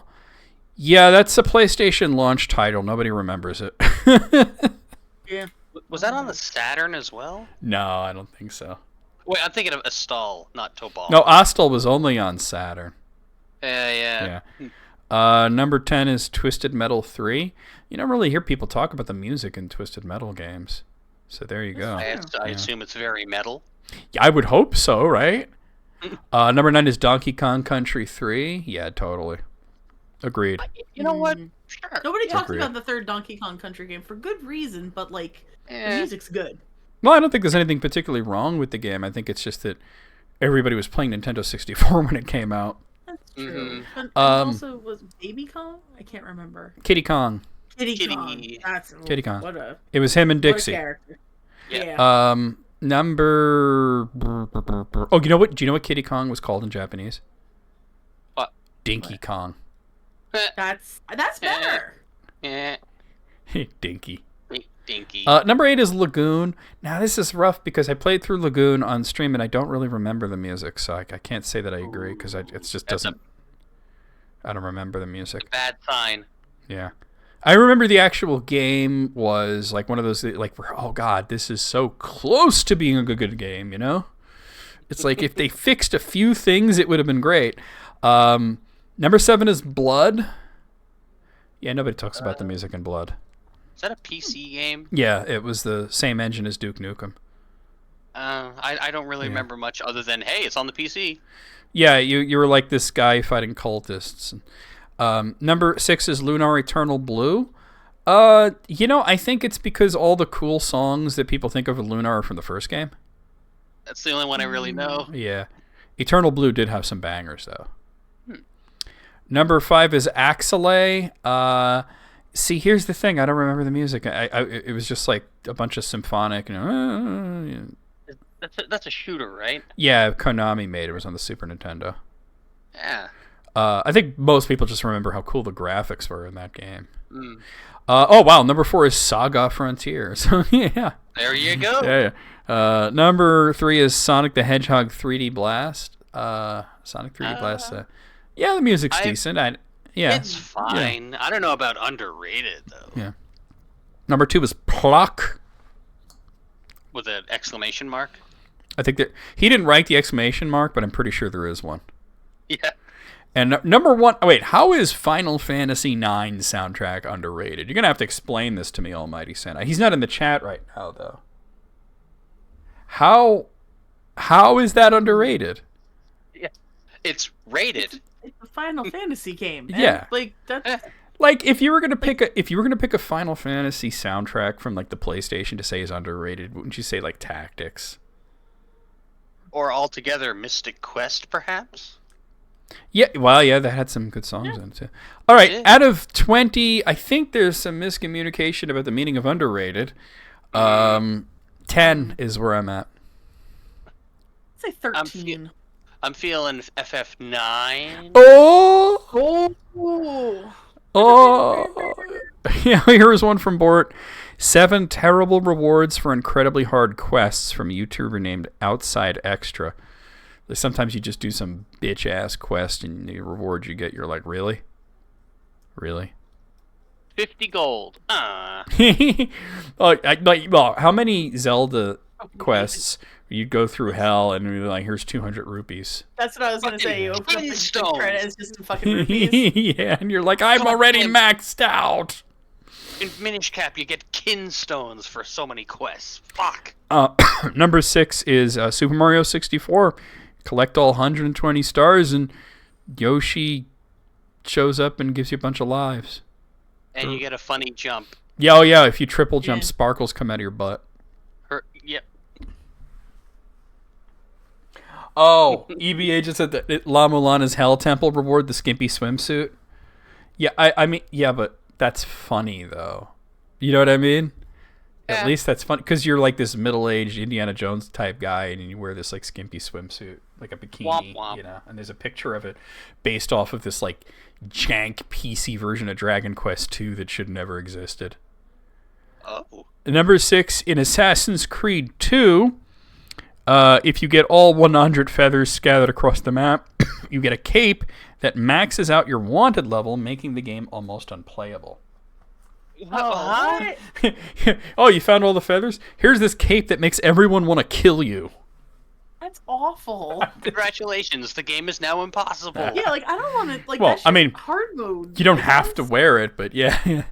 Number 5, from Wind Waker. If you survive all 51 brutal floors of combat for the Savage Labyrinth, you get a piece of heart. And in the I did that shit. Of course I did it. I thought it was really fun. But here's what's really shitty. In the Japanese version, you didn't get a piece of heart. You got a whole 10 rupees.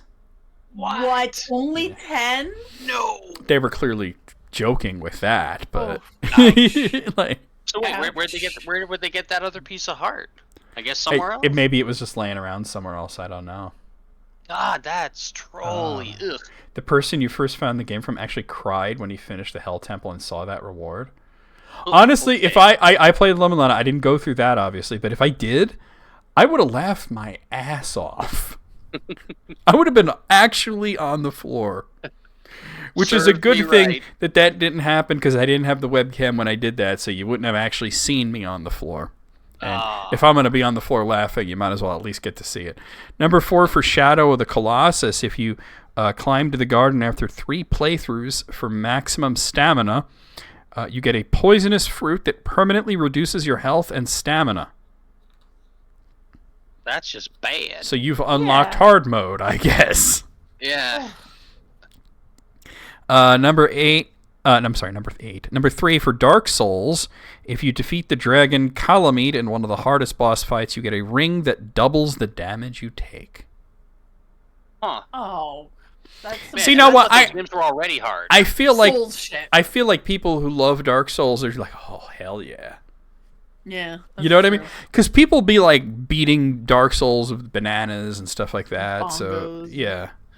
Guitar Hero controllers. Yeah. Number 2, Pokemon Red and Blue version. If you collect all 151 Pokemon, including rares like Mew, you get a diploma with 15 words of text. That's not bad though. Like that was okay, we could have probably gotten something else, but that was the first Pokemon game. They were like, here, buy the fucking Game Boy printer so you can print this motherfucker out. Yeah, here's a feather in your cap, and that's it. Well, you got them all, right? Like they could have put that. That's where they could have put the Professor Oak battle. I'm just saying. Ooh. I'm not as bothered by that one personally, but Yeah. Number one, I couldn't disagree with more because I always this is Skyrim. I always make a note to do this as soon as possible. If you find all 24 of the hidden gems in the game, as well as completing the quest to get the crown that they go on, you get a passive ability that makes it more likely that you will find precious gems when you're looting treasure, which means you don't have to worry about money for the rest of the game. That's why you do it early.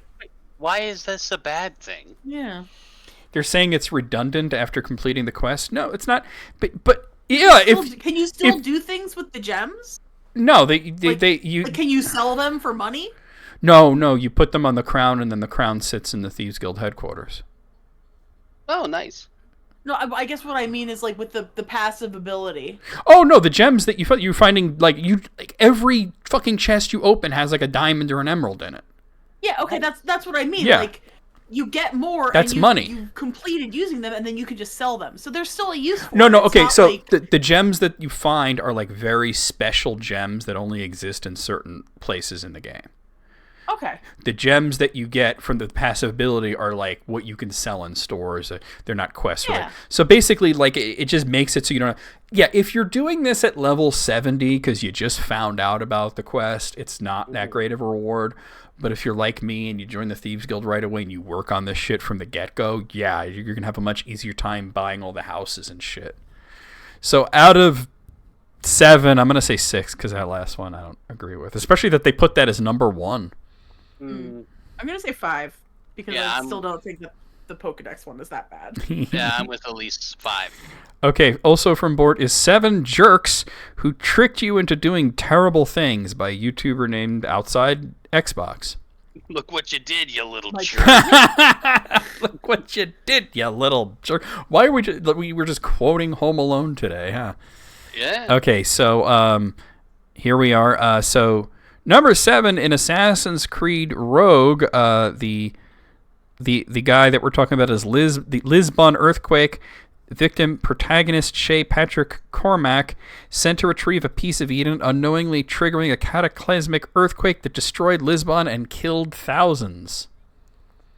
Oof. Yeah, that's pretty bad.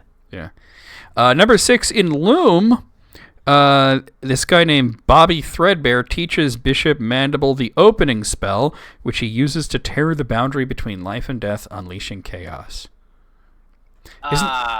It's Mortal Kombat Deception. Oh, no. Number 5 is Red Dead Redemption, The Wronged Woman. Helping Clara get revenge on a supposedly cruel employer, only to discover she lied, leading John to kill an innocent man. Oh. Gotta be careful which quest you take, I More guess. like the wronging one. Oh! Number 4, Persona 3. Their mentor, Shuji Ikutsuki, manipulates them into freeing Nyx, a force capable of ending the world under the guise of saving humanity. Ain't that how it be, though? Well, that's always like it's always like here, do this thing, that'll totally save the world, and then it's like, but you have all been deceived, for another ring was made, you know. Yeah. Number 3, Final Fantasy IV. I think you know where this is going. The king, he sends you out to bring a ring to a village, and then it's a bomb. Whoopsie, everybody dies except that one little girl. Only because she wasn't there at the time, right? Yeah. What's interesting about that is that that wasn't actually the king either. He was like an imposter. Number 2 in Oblivion. Oh boy, I just did this not too long ago. The traitor Matthew Belmont manipulates you into assassinating your own leaders in the Dark Brotherhood under the guise of loyalty to the Brotherhood. And then he's like, gotcha. And then number 1 in Jade Empire, Sun Li trains you to kill his brother, the Emperor, so he can steal his godlike power and become the ultimate villain. Oh, that's. It says October. It says October. It does say October. Hold on, I can fix that. I even have Photoshop still open. Oh, it does say October. How did we get like nearly 2 hours? Oh, it's into because I this? wasn't on last month. No, it's not because you weren't on last month. It's because I didn't save the damn PSD file like I should have. So is it the 28th episode? It is the no that I changed everything but that. Oh. All right, let's see.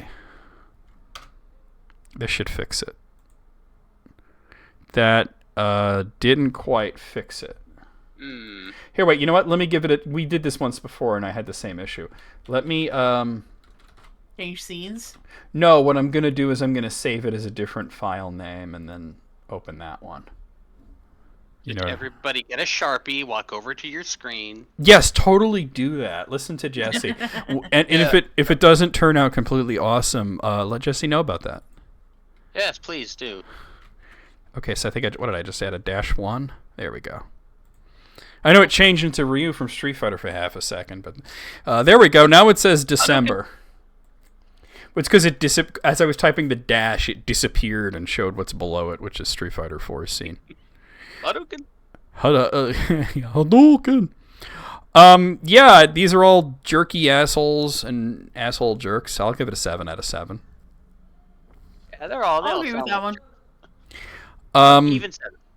Okay, also from Board, ranking every indie game of the year from worst to best, the top 11 games from the Game Awards by Totally Tubular Jonathan. Oh, he's back! He's back, bitch. It's like that, bitch. Don't need no money, just act rich. Hi-yo. So... Tubular dink donk. Totally tubular dink dong. Dink doink. So he's ranking these 11 winners from the Game Awards that all won Indie Game of the Year from the least good to the best one.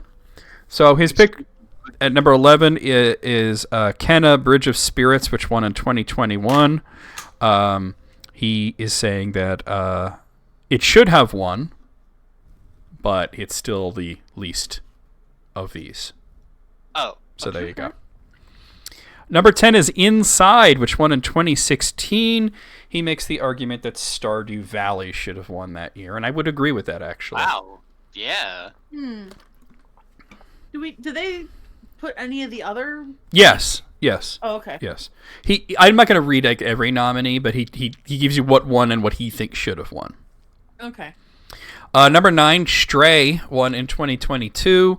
He makes the argument that Cult of the Lamb should have won, which I'm going to say that, while that's a good game, I would say that Stray deserved to win.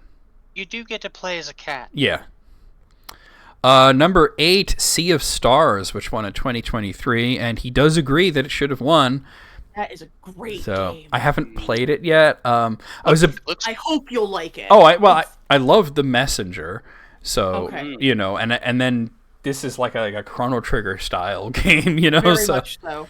I actually hope I'm gonna try to stream it this year. I don't know, man. It's on my list. I have so many things to play, Number 7, Rocket League, which won in 2015. He says that Undertale should have won.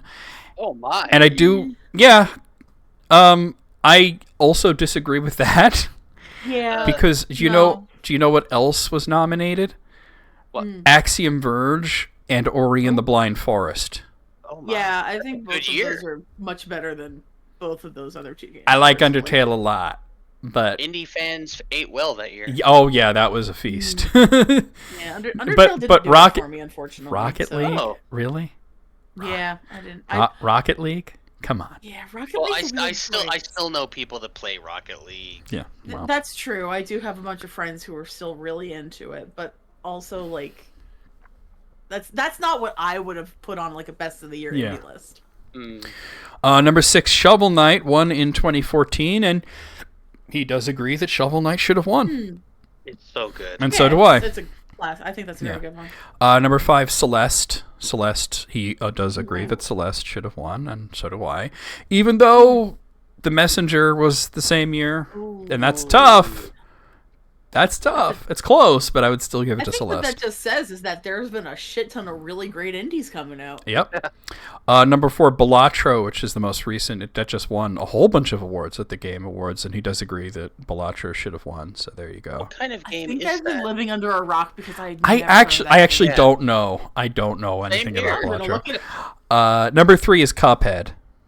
Oh, it's some kind of card game. Oh, okay. Oh. Oh, I've lost interest. Deck Cuphead. building roguelite. I have lost even more interest. So Cuphead won in 2017. He does agree that Cuphead should have won. It looks beautiful. Not only is it a great game, but not a lot of strong nominees other than What Remains of Edith Finch. There's not a lot of strong nominees that year. Number 2 was Disco Elysium, which won in 2019. And WT says poker is a Balatro-like. Disco Elysium, I mean, okay, I was pulling for Untitled Goose Game, but, you know. And number 1 is Hades.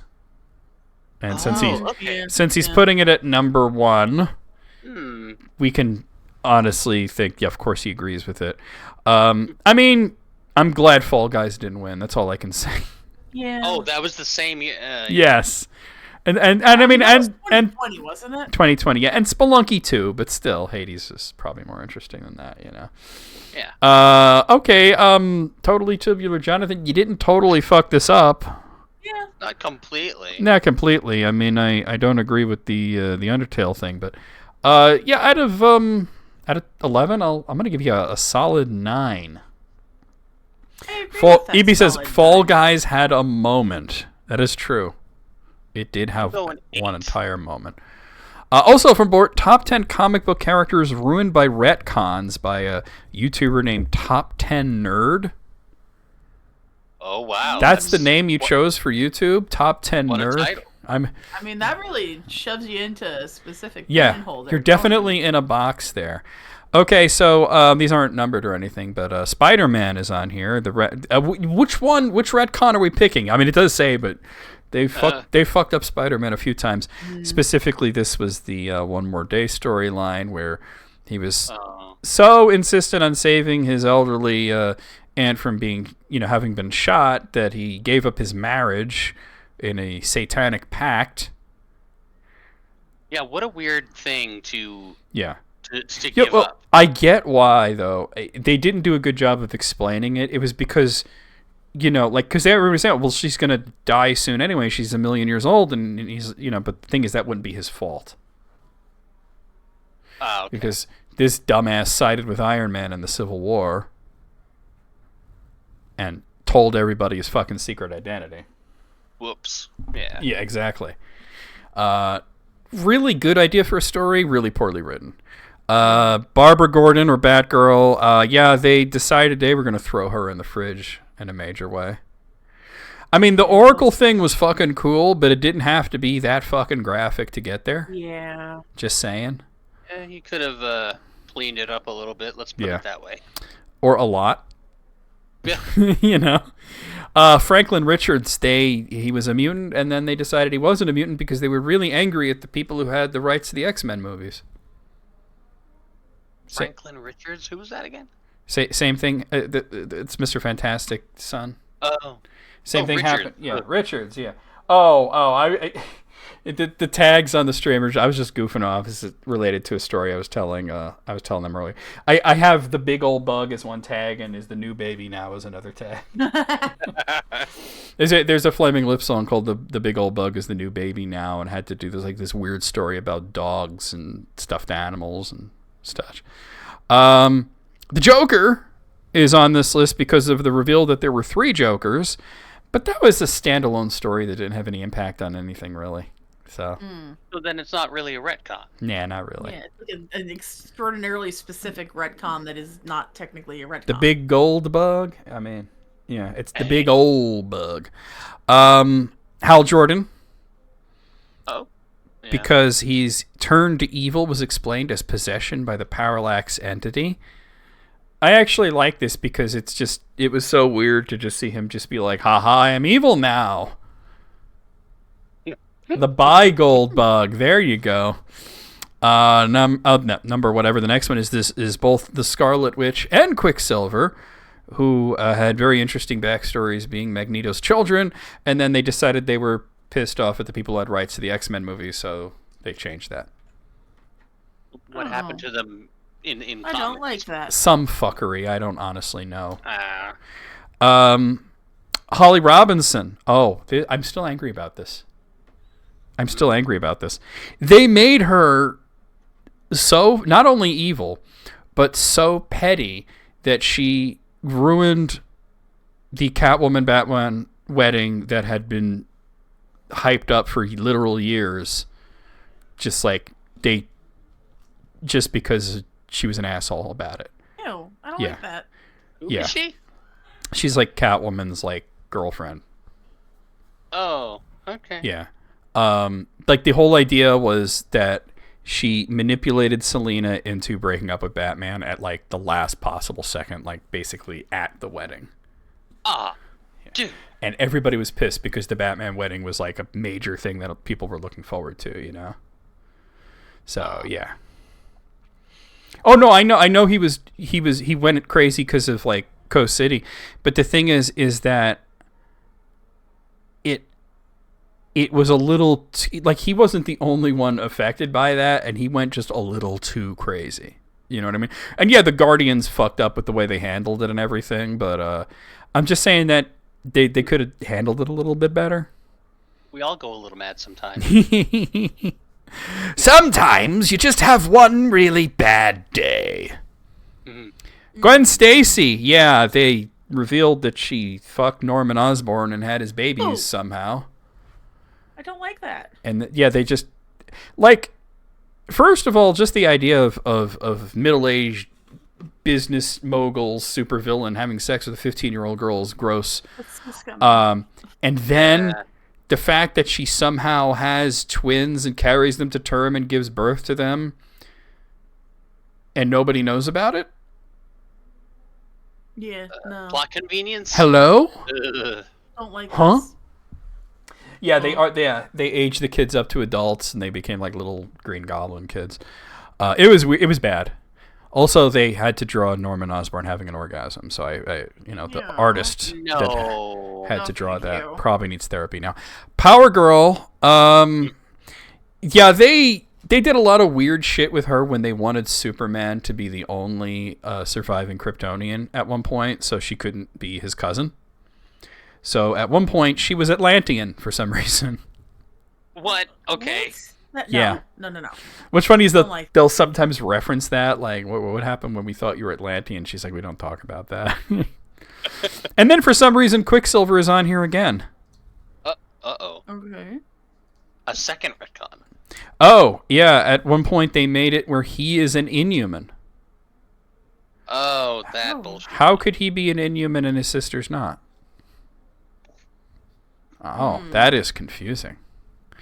I am confused by that. There were 10 of these, and yeah, all of these are bad. Yeah, I'm gonna give this one a 10. 10. All bad.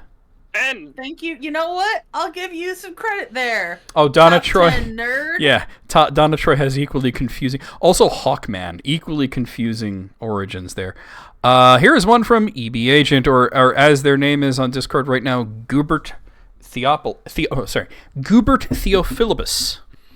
oh my. So this is a game that we're going to play. Ooh. Oh, no. And it is, I'm going to give a name, and you're going to have to guess, is this an Ace Attorney character or a porn star?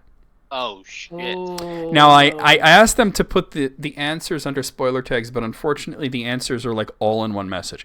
So what we're going to do is we're going to go through it, and then we'll find out how we did. Okay. All right. Keep track. We'll do our best. So the first one is red, white. I feel like that's a porn star. I mean, these But are probably also, all gonna like, sound. This is the hardest game ever. Yeah, that's tough. But I think I'm gonna say porn. Red with 2 D's, by the way. Oh, 2Ds. That's yeah, why I I'll think say- porn star, right? I'll say porn. The next one porn. is Phyta in Me. That sounds like a Bond girl. God, that could. I'm gonna go. I want Ace to say Attorney. Ace Attorney. I'm going to agree with you. That Phyta in Me. I feel the in me part is like Yeah. they want. It's like a red herring. Debating. Tommy Pistol. Porn God, star. that is so a porn star. I mean, I could see it yeah. working in, Yeah. Hmm? but that sounds like Oh, okay. I got you, EB. It's okay. We're making it work. The reason that they couldn't do it the way that I was thinking is because then you could see how long the message was and tell. I mean, you could have just put like a P or an A, I guess, for porn or Ace Attorney, but it's okay. Don't worry about it. Penny Nichols, that's got to be an Ace Attorney character, right? That sounds like She is Ace an Attorney. Ace Attorney character. Oh, Yeah. so you actually know? Okay, all right.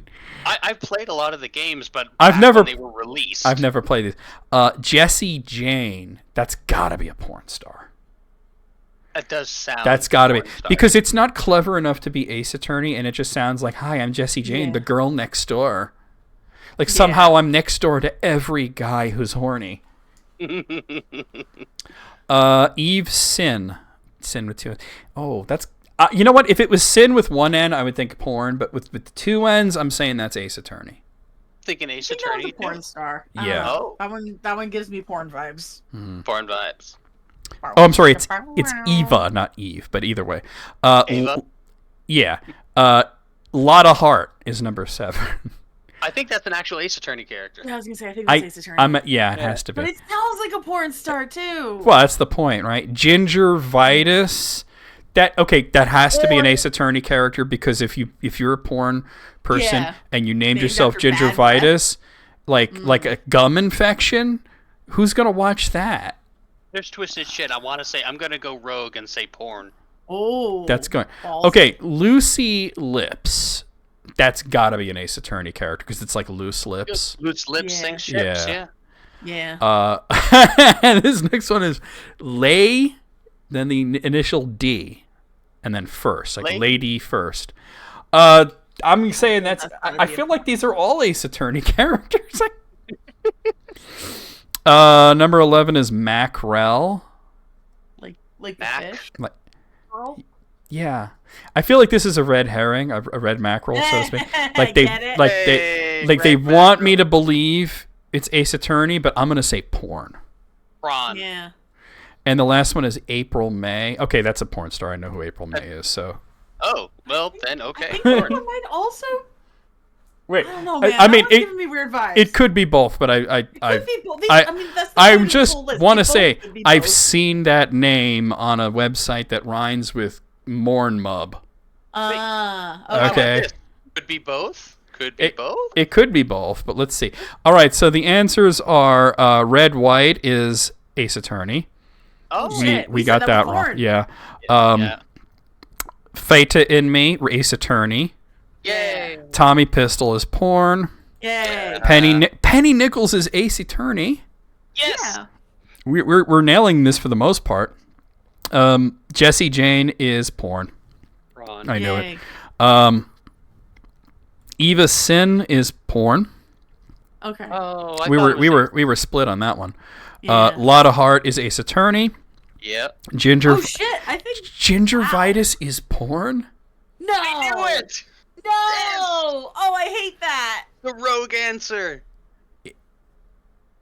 I have no words. I don't want There's to some see those twisted shit videos. out there. I There's know, some- but yeah, but usually the people who are doing the twisted shit still have like kind of normal porn names. You know what I'm saying? Like, like There was- Jessie Jane. There was a Yeah. game called Grossology. It's not really much of a game, Yeah. but it was like a like an edutainment sort of thing. yeah. And the character that showed you around that was called Ginger Vitus. Oh. Apparently, EB put this together by googling porn stars with funny names. Here's another surprise: Lucy Love Lips. Lucy Lips. Yeah? That's porn. Really? Yeah. Oh. Lady First is Ace Attorney. yeah. Oh. Mackerel is Ace Attorney, and we were correct that April May is both. Wow. Get out of here. So it's like I knew it was a porn star, but I have to admit it could have been both. Okay, This was a really solid list. fantastic. Yeah. 12 out of I'm gonna- 12. Yeah, Fantastic. this is a full. Yeah, full marks. Apparently, marks. April May being both is what inspired the idea. Oh. Okay. Here's a board list. Top 10 Avengers who got kicked off the team by a YouTuber named Top 10 Nerd. All right, Hey. top 10 nerd. Let's see if you're Let's still see if the you top got it. 10 nerd. Okay, so the first one's number 10 is Moon Knight. He was stealing powers from other superheroes, so obviously they weren't going to put up with that shit. Not cool, bro. Okay. Yeah. Number 9 is Rage. I don't know who Rage is, but apparently he was a teenager who lied about his age to join the Avengers, and then he stole their airplane to assist the New Warriors. Oh. They went into an age rage. I'm sure the New Warriors would have been happy to have him then, right? Number 8, because they were always like, "Oh, we're like the Avengers, but we're teenagers." Number 8 is Hank Pym when he was Yellow Jacket. Boy, like list off all the bad things he did. He went insane. He kidnapped his wife. He made an evil robot that tried to destroy the world. You know, normal. Like a totally normal human being. Yeah, they left that out of the movies that he created Ultron. They made it where like Iron Man did it. Number 7 is Machine Man. He was reprogrammed to be evil, so he was a robot that they But then number 6 is Novar. That's Marvel Boy. He basically turned on them when they were fighting the X-Men. He switched sides. So. Oof. Oh. He says men will literally do that rather than go to therapy. Yep. Number 5 is the Hulk. You know what? He didn't actually get kicked off. He left. So. Oh. Yeah. Why did he leave? He didn't like any of them. So. I mean, that's a good enough reason. Yeah. Oh, I don't like you anymore. He was one of the founding members. It was like the original Avengers were the Hulk, Iron Man, Wasp, Ant-Man, and who am I missing? There were 6 of them. Thor. Oh. Number 4 is Voyager. Huh? So she had these like memory altering powers, and she convinced them that she had been there the whole time. Oh, yeah. I'd say that would get you kicked off. You gotta admit that's pretty fucking ballsy. Yeah. It is. Number 3 is Warbird. I mean, we know her as Captain Marvel, but she used to be called Warbird. She had a drinking problem. I mean, there's not much you can say. She needed to dry out. Number 3 is the Scarlet Witch. She went insane. So Yeah. that would do it. That'll do it. Hey. And number 1 is Captain America. Was kicked off? Well, you might remember the whole like Civil War thing. Oh yeah. Yeah, him and Iron Man kind of had a little bit of a disagreement. They had a little tiny lover's tiff. quarrel, And then he died, so you know. and then he died. Yeah. Out of 10, I think the Hulk one is a little off there. I'll give it a 9. Yeah. Based I on will agree what with you that said. 9. Because Yeah, 9. I've read those like 60s Avengers comics, and it was not like Hulk, you need to leave. It was like Hulk, please don't leave. You know, it was different. I'm on board with you, top 10 nerd. Yeah, he not seems alright. spurred me yet. He's a lot better than Totally Jonathan. Fucking totally. Hey, sometimes he can be tubular. But not Yeah, totally. Like once. But not totally. Not Yeah. totally, no. Well, your daddy went to Partially Germany tubular, and Jonathan. drew on the walls with Captain America. Partially tubular. Occasionally tubular, Jonathan. No, all right. So Alice sent us this list from Mental Floss, which is 15 delightfully quirky town slogans. Oh. Ooh, Yeah. that's fun. All right. So we're starting at number 1. Number 1 is Gettysburg, South Dakota, and their slogan is "Where the battle wasn't." Okay, that's fun. They don't want you to be confused with that other Gettysburg. Mm-hmm. Number 2 is Gas, Kansas. There's apparently a town in Kansas called Gas. Wow. And, God, they really went there. Don't pass gas. Stop and enjoy it. Fart joke. Yeah. I would have thought their slogan would have been, "We got it." Oh, and this entry contains a link to funniest town names. So I'm clicking that because I want to do that. Number 3 is Peculiar, Missouri. And their slogan is, "Where the odds are with you." Oh, that's fun. That's fun. All right, yeah, Yeah. that's good. I like it. Number 4 is Denver, Iowa, which. Oh. So you know how Denver, Colorado is the mile-high city? Mm-hmm. They're the mile-wide city. Okay, that's good. That's good. I like it. Yeah. Number 5 is Drumright, Oklahoma. And I guess oil was discovered there at some point in 1912, and their slogan is "Town of Oil Repute." Oil's well that ends well. Hey, yo. Number 6 is San Andreas, California, which, as you might know, lies on the San Andreas Fault. So their slogan is, "It's not our fault." I knew it. You knew it. That Like, was my geology funny bone. as soon as you hear San Andreas, you're like, this is gonna be a fault joke, ain't it? It's not your fault. Number 7 is Mexia in Texas, and their slogan is a great place to live, no matter how you pronounce it. Mexia. I don't know how it's actually pronounced. So it's just Mexia. It could be Mexia. it could be Meha for all I know. Moscow, Maine. They're a very small town. There's only about 500 people.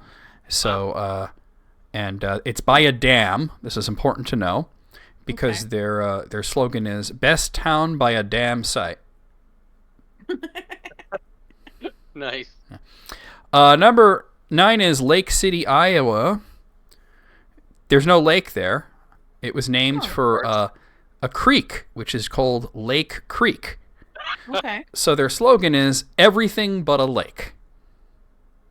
Oh, that's good. That's good. I like it. Number 10 is Walla Walla, Washington, which Yay. is the city so nice they named it twice.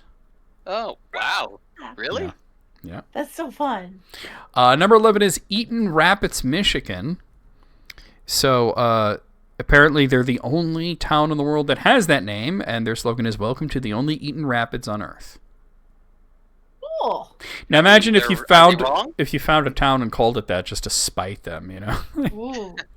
Number 12 is Manhattan, Kansas. There is a Manhattan in boy. Kansas, and they are called the Little Apple. Aww. I like this. Aww. Yeah, that's cute. Number 13 is Hyder, Alaska, which apparently nobody lives there. So the slogan is "Friendliest ghost town in Alaska." Hyder, I hardly know her. I love that the implication that there are multiple ghost towns in Alaska. Number Believe it. 14 is Gravity, Iowa. Oh, God. So here's the slogan. We're down to earth. If gravity goes, we all go. I think you could have just shortened that to just "we're down to earth." It works better. Number 15, this is the last one, is Hooker, Oklahoma. Oh. Hooker, Oklahoma. Named after a cattle rancher whose name was John Hooker Threadcold. And people who live there, they've heard all the jokes. And their slogan is, "It's a location, not a vocation." Oh, that's fun. Ooh. Hey, now. That's Having good. fun with it, yeah. Yeah, I wonder, in Hooker, Oklahoma, do they have horse? Probably. Out of 15, 15. This is a very amusing list. That was good. Yeah, 10 out of 10. I'm 15 sidetracking out of here 15, I guess. because I clicked on a link at Mental Floss. So we'll get back to submitted list, but I have here the funniest town name in each state. But So for Alabama, it's Bacon Level. I guess as in the bacon level is not high enough. Yeah. In Alaska, it's Unalaska. So it's just from it's derived from a similar indigenous word. So that it means near the peninsula. Number 3 is in Arizona. There's a town called Y. because Yeah. Why not? I guess. And in Arkansas, it's Smackover. Wow. That's a good one. I like it. In California, there is a town called Rough and Ready. wow. In I thought Colorado, Truth or Consequences was a I know, like right? name. In Colorado, there is a town that is called No Name. Well, there's a grocery store called No Name. Not to be associated with that video game Of course. or the horse. Number 10 in Connecticut, there is a town called Hazardville. That's not that interesting. Yeah. In Delaware, they picked Corner Catch. Huh. It's unique. Yeah. Okay. In Florida, you'd think it would be really wild in Florida, but it's just a town called Two Egg. Okay, that's pretty funny. I like that. It's fun. Like Yeah. two egg. Yeah. In Georgia has a town called Climax. Oh, my. Fantastic. In Hawaii, there is a town that's just called Volcano. I wonder what they have there. Little on the nose, don't you think? In Idaho, oh my God, it's Dick Shooter. Wow. Dick Shooter. That's a good one. That's amazing. The catchphrase is pew pew. In Illinois, there's a town called Sandwich. Open face Sandwich. sandwich. Yeah. In Indiana, there's a town called Santa Claus. I think that's where I've heard of there's that. that Holiday World is there. Yeah, it does say that. Yeah. Pack your bags, we're going to Dick Shooter. In Iowa, it's What Cheer. What cheer? Fun. Yeah. In Kansas, this is where we came here from. Gas, Kansas, don't pass gas. Yeah. Oh wow, this is a good one. In Kentucky, there's a town called Bug Tussle That's fun. because the big old bug is the new baby now. Big See, old it bug all had it ties up. in. I know. Number 18 in Louisiana, it's You Need Us. We really do. You Need Us. Right now. Yeah. Which is also their slogan. In Maine, it's called Burnt Porcupine Island. How'd it get that name? I have no idea. There was a man named John Burnt Porcupine. Yeah, I am John Burnt Porcupine, and I approve this message. In Maryland, there is a town called Boring. Named after a person, David J. Boring. Moving on. Massachusetts has a Belchertown. Hey. Not bad. Michigan, I've heard of this one. They have a town that's just called Hell. Cool. Yeah. Hell, Michigan. Yeah. Minnesota has a town called Nimrod.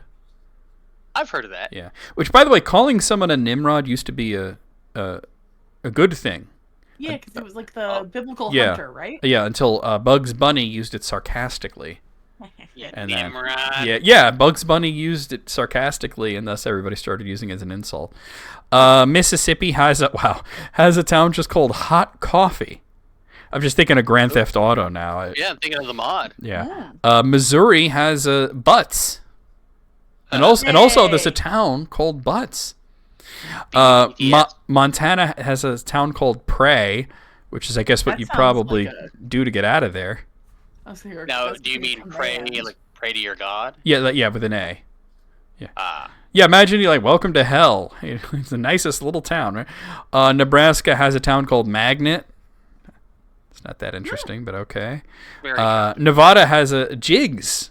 I guess they must have some amazing dance competition in Nevada. New Hampshire also has a sandwich, so there you go.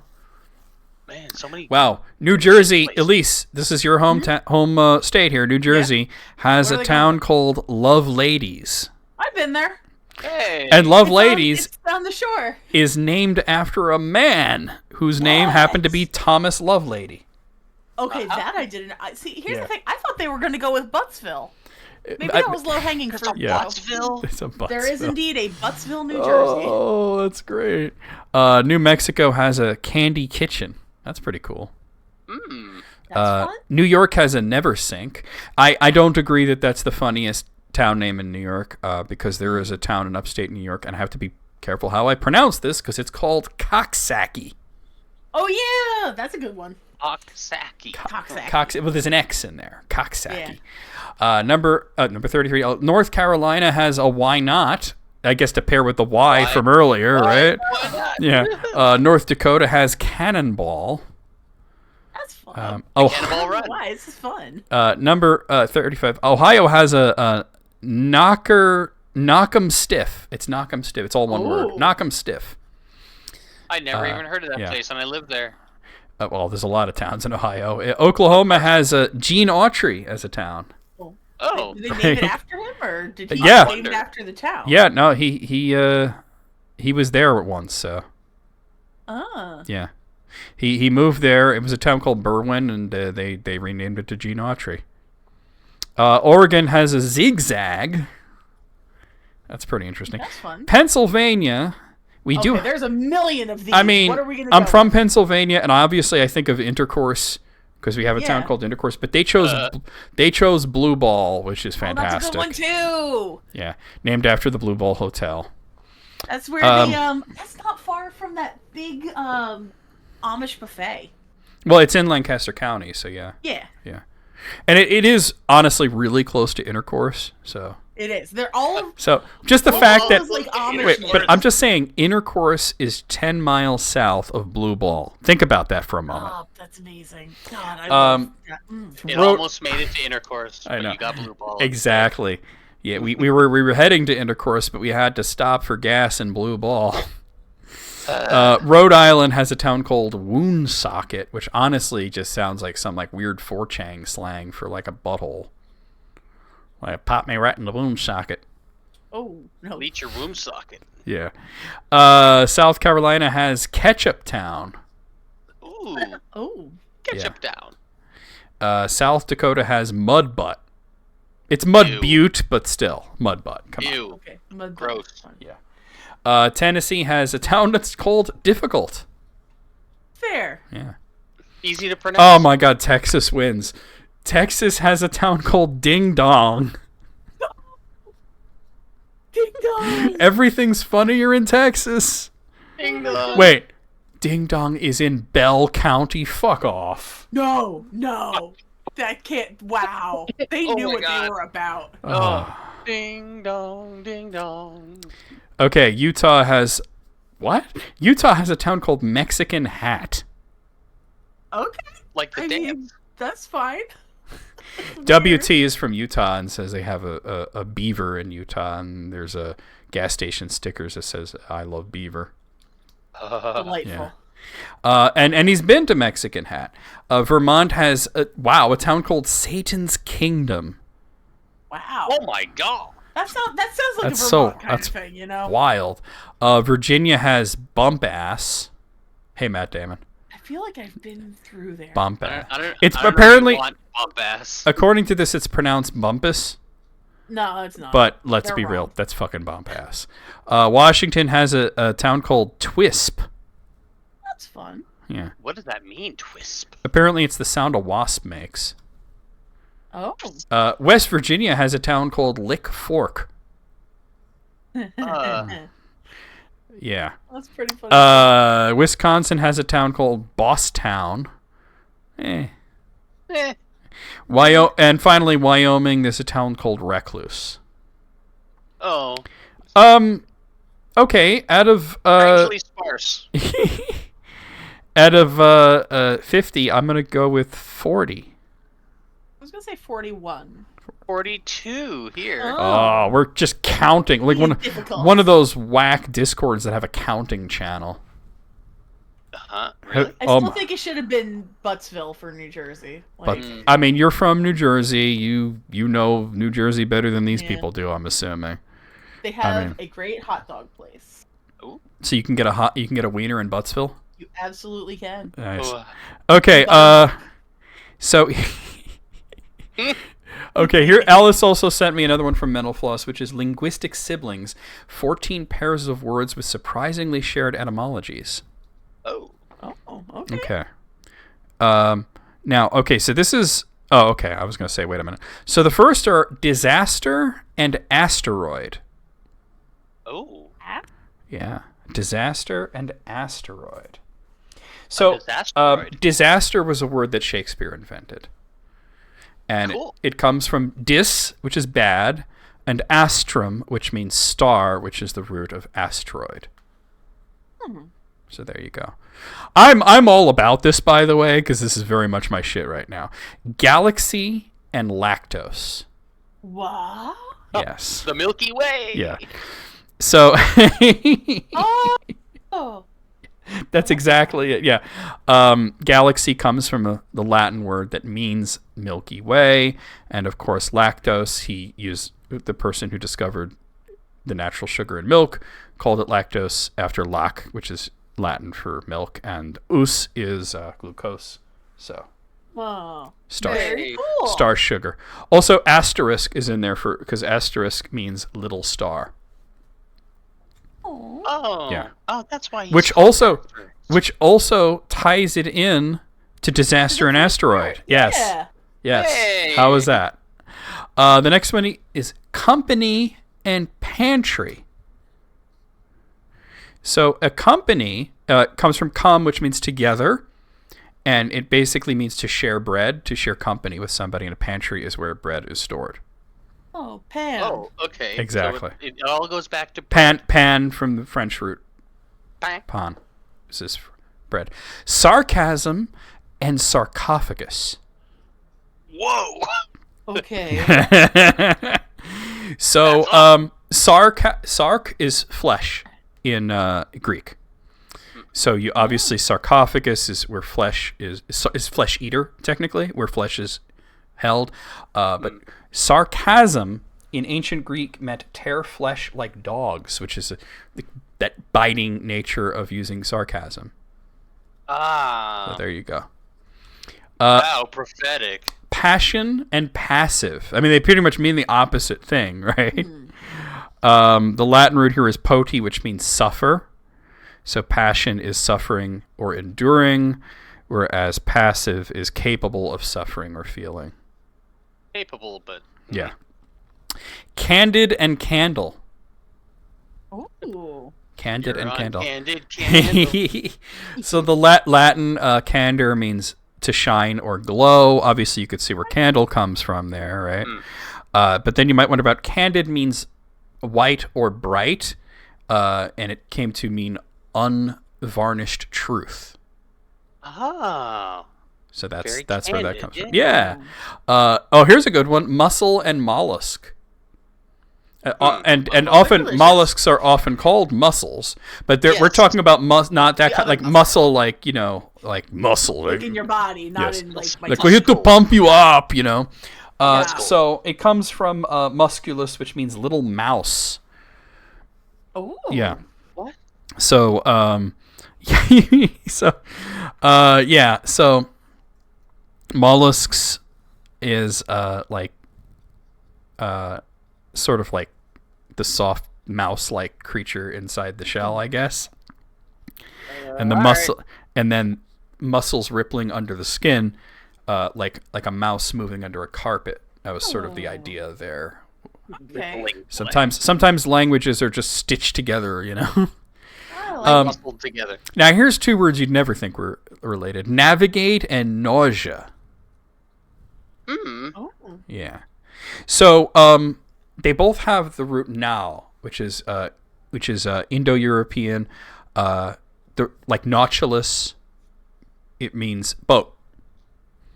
So to navigate is to direct a course, which was originally a nautical term. Nausea, seasickness. Ah. Oh, Yeah, okay. nausea. Yeah, Makes there you perfect sense, right? Yeah. It makes sense once I explain it. Valid Logic is there, yeah. but an initial. Valid and valedictorian. I can see it. Yeah. go. So I see it already. yeah, it's also Indo-European. Val means to be strong. So you get validus, which is strong, like as in a valid argument is a strong argument, and valedictorian is one who gives a farewell speech during a graduation ceremony, which because val also started meaning farewell. Oh. Okay. So there you go. We're critiquing a list sent in by Alice, and it's just two like pairs of words you wouldn't think are related to each other. They share some Okay. ancient bond. This next one is kind of wild. Seminar and semen. Well, Oh, okay. Seminole. Sure. the So they beginning. well you're really onto something there because they're both related to seeds. Mhm. So so seminarium was a breeding ground or a plant nursery. Obviously, semen Okay. is a dude's seed. So seminar comes from the German seminar, which was a group of students working for a professor. So I don't quite see the link there, to be honest. Hmm. Huh. Yeah, it got lost with the Yeah. German thing. Okay, Yeah. clue and clue. So Excuse me? the first one's clue, like you're thinking. The other one is CLEW. I'm not What's familiar that with word? that word. Clue. So it's a bowl of thread as a clue. Oh, okay. Okay. So let's see. This goes back to ancient Greek. It's That makes sense. the Minotaur. The story. Oh, the ball of okay. yarn. Definitely makes Yeah. sense. He left it as a clue so he could find his way out of the maze. Oh, that's cool. So that's where clue comes from. Okay, inaugurate and augur. Augur, those things from Night Trap? No, the tool. Like the a tool. drill? Oh, Yeah, like a tool you use to bore holes in things. Okay, So apparently they believe that augur comes from a word that meant tell, suggesting a literal meaning of bird teller. However, somebody also thinks it means to increase or augment, because augurs were used to increase or enhance understanding of divine will. So, yeah. Inaugurate is to install or induct into office after taking omens, or to act as an augur. So it's not even the augur as in the tool. It's the augur as in the title that you would have in like a church. to be an augur. Yeah. Narcissist and narcolepsy. You can hear it in the Okay. name, but what's So inside? narke means sleep, so that's where that comes from. So narke, lepsis is seizure, sleep seizure, so you could see where that comes from. It's also the root of narcotic. But narcissist was popularized by Freud's psychoanalytic theory, which dealt mostly with like sleep and dreams and stuff. So that's where that comes from. I thought it came from Narcissus, but that was a flower. Narcissus. But that was a flower, so I think that's it, because it's not Narca, it's Narsa. Dang. Okay. Lame and loom. I mean, the loom is pretty lame. Let's Yeah. be honest. So, well, you know what lame means? Loom. Let's see. What is the origins are uncertain, but it comes from the Old English lama, which to come into view largely and indistinctly. Like Dalai Lama? Maybe? No, that's Hindu. I mean, obviously not the same word, but it sounds like the same spelling. I'm honestly not seeing the link here. That's a weird one. All right. And the bonus here is the ear, as in your body part, and the ear as in an ear of corn. Ah. So they're related to the root us, which comes from the Latin orus. Ear of corn derives from the Old English word ear, which means spike. And that comes from onk. And that's derived from ak, which means sharp. So, yeah.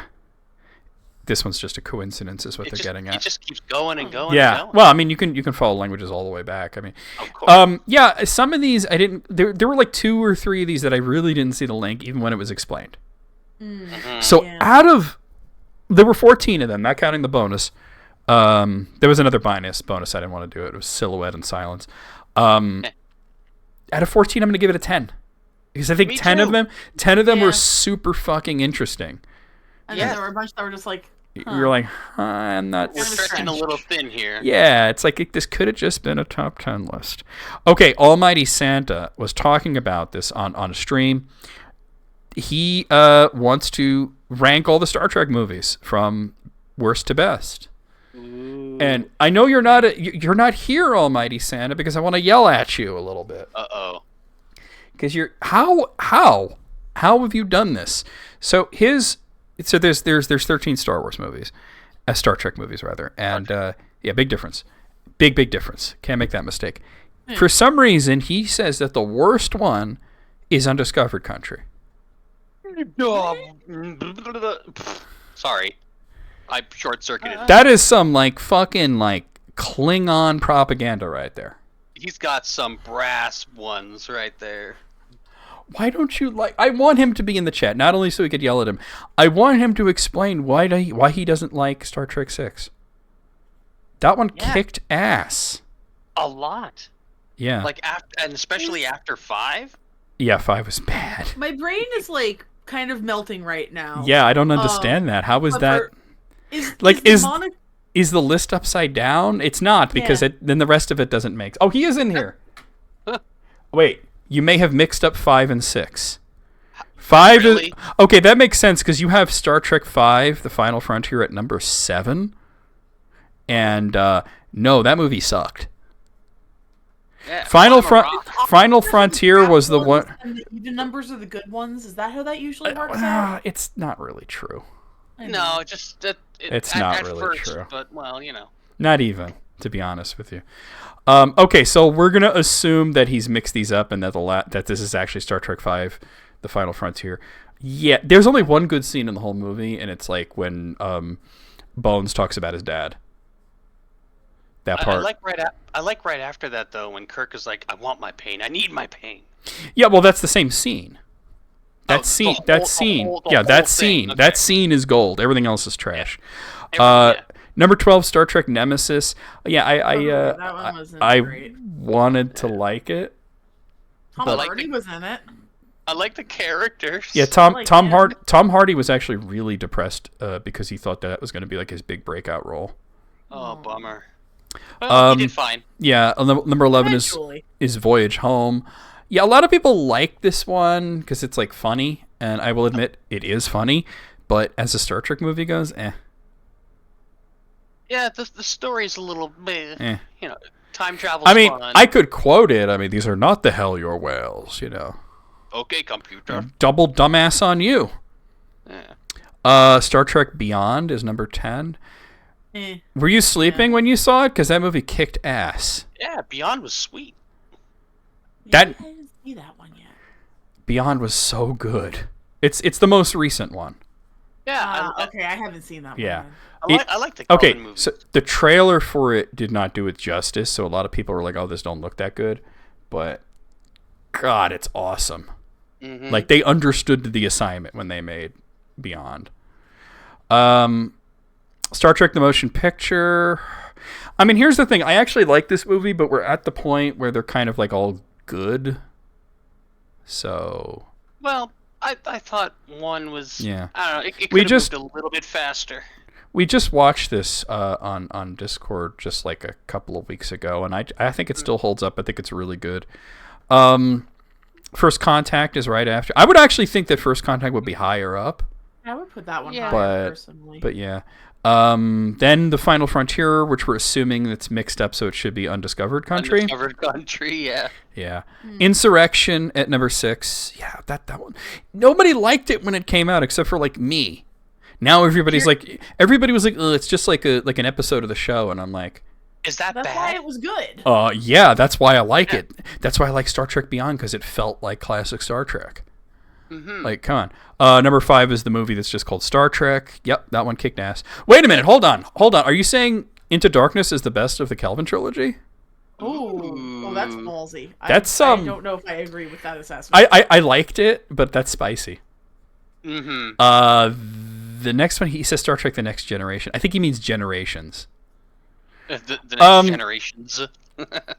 This movie has flaws, but it makes up for it with a lot of really good acting parts. So, Yeah. number 3 is Search for Spock. Pretty immaculate, I think. I like it. I like it. Pretty well immaculate. Yeah.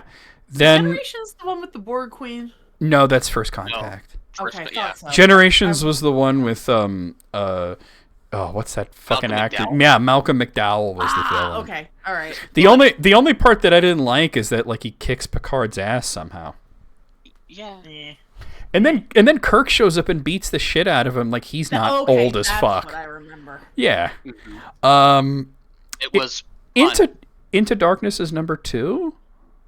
Whoa. I mean, I liked it. I liked it. I did, but it's I not. don't number It's two not. like it. It's not number 2. It's not even number 5. Yeah, I'd put the one just called Star Trek over in. Yeah. I agree. And he picks Wrath of Khan as the best, which I think most people do Okay. that. I don't agree, but I'd still put it at the top for me. it's close to the top. What's the top for you?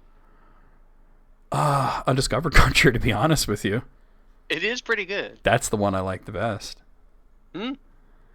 We do need another theatrical Star Trek film badly, according to... I mean, Yeah. okay, the shows have been dope. You know, okay, maybe not that weird one that looks like Family Guy, but, you know... that one was also very good. Yeah, but... Lower Yeah, Decks is fun. I know, but it's not on the level of, like, Brave Yeah. New World, you know? Fair. Or Discovery. Or Strange Picard. Strange New World. Yeah. Yeah, Strange I New think World. First Contact is probably number one for me, but that's First because I wasn't really a TOS fan. First Contact is... I like Insurrection a little bit more, Yeah. but that's... Yeah. You named your first dog Zephram Cochrane? That's amazing. Whoa. That's amazing. So you're astronauts on some kind of Star Trek. So out of 13, this was a little spicy, but I respect your chutzpah, and I give it a 9. I'm giving it a 10. I like disrespect your chutzpah, and I give it a 7. Oh boy. Take it in. Here's another one from Almighty Santa. Actually, there's a few of them here. So he's resubmitting some lists. Now, did you change these or not? Let's see. It says some lists I wrote. These are for various consoles. I think I sent them to the show when Tanya was the co-host. Boo. Whoa. Not sure if Jesse was on the show for these. Anyway, these are from 2012. If it was 2012, I think Jesse was on the show. But I haven't updated them to my current opinions since it's different. So these are the OG lists that he wrote in 2012 that he's resubmitting, starting with his top 20 NES games. Oh Okay. boy. Some good old 8-bit boy. shits. Bloop, bloop, bloop. Let's see if there's any spicy takes here. Well, I mean, we're starting off Dragon Quest III, Ooh. Chippendales, Rescue Rangers. I mean, this is pretty safe so far. Yeah. Mega Man 2. It's a good Yeah. game, yeah. DuckTales, another good one. Woo. Super C, underrated, I think. Nobody ever I mentioned want- Super C. I wonder if Contra's on here or if Super C. Contra's on here. Contra's on here. Number 15 is Kirby's Adventure. Great game. Very full game. Yep. Number 14, Castlevania 3. Fantastic. Number 3 is Batman. Got to say it like that. Batman. I'm Batman. Batman should have been on that underrated soundtracks list, by the way. Ooh, hell yeah. And he's on Mega Man 6. over 2. Interesting. I low-key agree. Not that I love 6 that much, but I think that 2 is a little bit overrated. I mean, think it's rated enough. I don't know. People kind of deify 2, and I feel like, yeah, but 3 is where you had the slide and the controls were better, and in 4 you could charge up your shots. They kind of kept getting better. I know 4 is your jam. 4 is definitely I think where it peaked. Number 11 is Super Mario Brothers 2. I'm assuming he means the American version. Hell Great game. yeah. And then Super Mario Brothers 1. And then Or over 2. Interesting. number 9 is Contra. Number 8, it's all pretty familiar here. Number 8 is Metroid.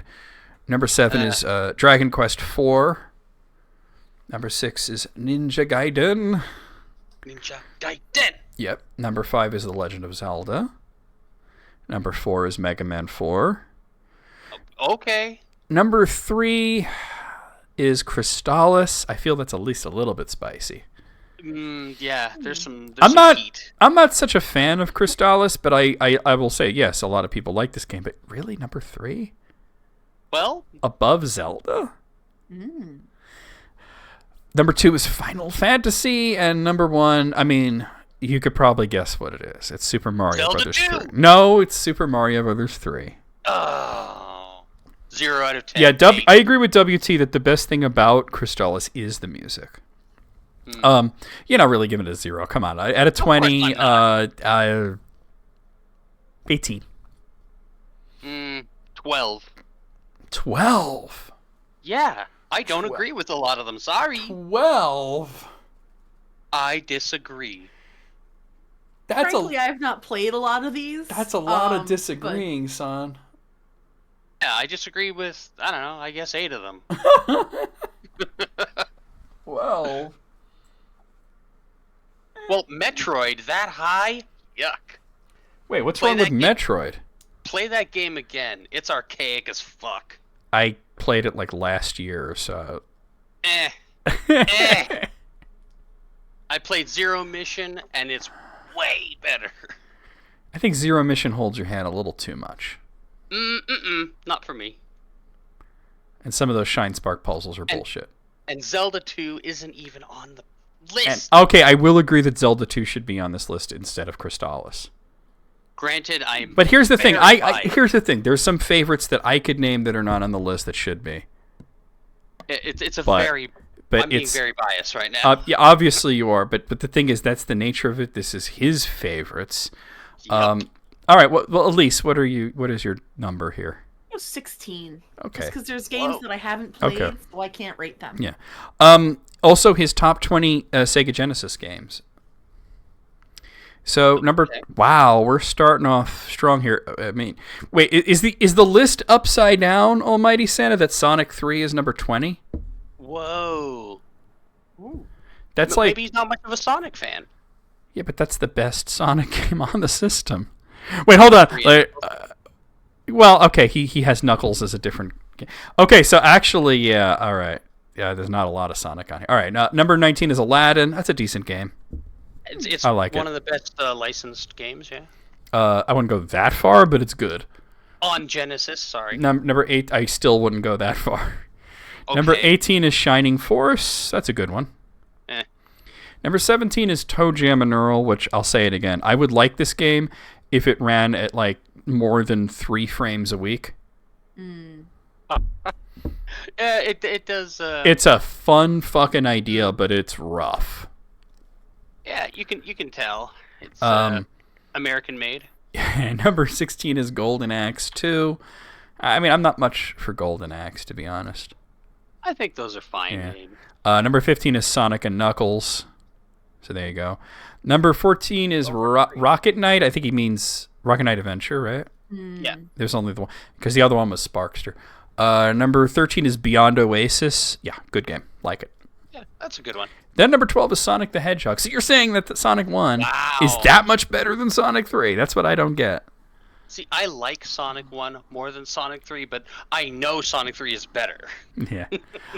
Number 11 is Decap Attack. Man, I barely remember that game. I don't even know that one. Yeah, you can throw your head and Yeah. your face shoots out of That's your body. that's pretty much the whole conceit. Okay. You're like that's a zombie. exactly what the title Yeah. says then. Yep. Number 10 is Gunstar Heroes. Oh, There's an S at the shit, end of that. yeah. I mean, that's top 5. Gunstar Heroes is dope. Number 9 is Shinobi 3. Yeah, they made a Shinobi 3 that's better than the arcade game. That was... number 8 is the Teenage Mutant Ninja Turtles Hyperstone Heist. Gotta say, not so much. Well, I like for a Ninja Turtles game, like you're not getting Turtles in Time, but Hyperstone Heist. But here's the pretty wait, good. hold on. Why couldn't it have been Turtles in Time? That's the thing. I don't know. Because okay, so you don't you just tone down the mode 7 shit. You don't do that, right? Yeah. Why couldn't there be a toned down, less colorful version of Turtles in Time on the Sega Genesis? You say, okay, so it's basically the same game engine, right? But why is every level only like 3 screens long, but there's a million enemies? It's a little repetitive, is what I'm getting at. I mean, it is a lesser Turtles in Time. Yeah, Yeah. of course. Number 7 is Shining in the Darkness, which That's the first one, right? yeah, well, no, Shining the Holy Ark was the first one. Oh. That was on like Master System. Oh, okay. Number 6 is Streets of Rage 2. Nice. I have a comment that I'm going to hold for a little while here. I'll get back to that. Number 5 is Kid Chameleon. You're joking, right? That game kind of sucks. Yeah, it does suck. I don't like it. Kid Chameleon is jank as fuck. We were doing so well, and then you put Kid Chameleon at number 5. This is very much like childhood. yeah. That game. this is very much like I had this game as a kid, therefore I had to like it. I must like it. Oh, Shining the Holy Ark is Saturn. What was the very first one then? Was it Shining in the Darkness? Would I be right for once? You could be right for once. It could be. Shining the Holy Ark is Saturn. Let me look it up real quick. Gonna look up Shining series and Sega. I feel like there was definitely one on like the Master System. You know what I mean? Thank you, Moogle Master. So there wasn't one on the Master System. The Moogle Master System. What game am I thinking of? Yeah, maybe I'll figure it out at some point.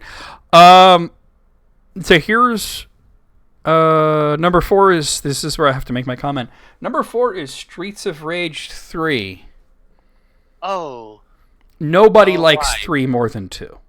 No. If you switch them, maybe? If you switch them, this is fine, yeah. Like, not that 3 is a bad game, it's just that 2 No. is superior in every way that a game could be superior. Especially the soundtrack. Oh my, yeah, the soundtrack to 3 went a little too crazy. Yuzo was being experimental. Yeah, he was. Number 3 is Revenge of Shinobi, really? I Over like 3? 3 more than Revenge. I would even say that Shadow Dancer is better than Revenge. I do like Shadow. Yeah, Yeah. I forgot about that one. Yeah, you're right. With the dog. Then number 2 is Sonic 2, which... really? Oh, okay. So I guess they do like Sonic. Yeah. And then number 1 is Shining Force 2. Oh, all right. Yeah, that... I feel a like... list. I feel like you could put these into a Yahtzee cup and shake them up and then spit it out and you get basically the same list. Like, it makes as much sense as it did originally. Mm. You know, what, which is not at all. Like, out of these 20 games, I think, like, yes, 18 of them are really good games. So I'll give it an 18. Chameleon. Yeah, I'm not counting Kid Chameleon as a really good game. And I'm not counting Hyperstone Heist either. Yeah, this is 2012? Yeah, this is years ago. Here's from Bort. We have games that peak early.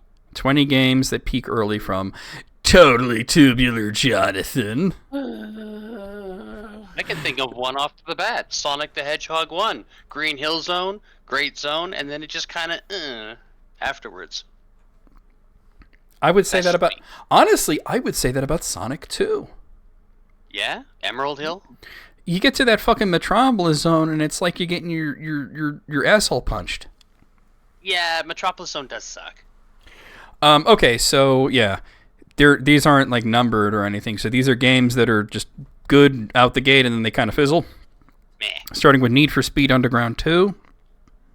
I never played it. I don't subscribe to Yeah. these racing games. Crisis. I think what happens about halfway through Crisis isn't that the game gets worse, is that you get over the graphics and realize that it was kind of mid to begin with. Your computer stops yelling at you. Yeah. Apollo Justice Ace Attorney. I don't know. Yeah. I don't know. I liked I that don't know. whole game. I remember enjoying I've every case. Never played any of these Ace Attorney games, so I wouldn't know. Fine. Mafia 3 is on here. I never played any of them. Yeah. The Quarry is a game that I'm not even familiar with.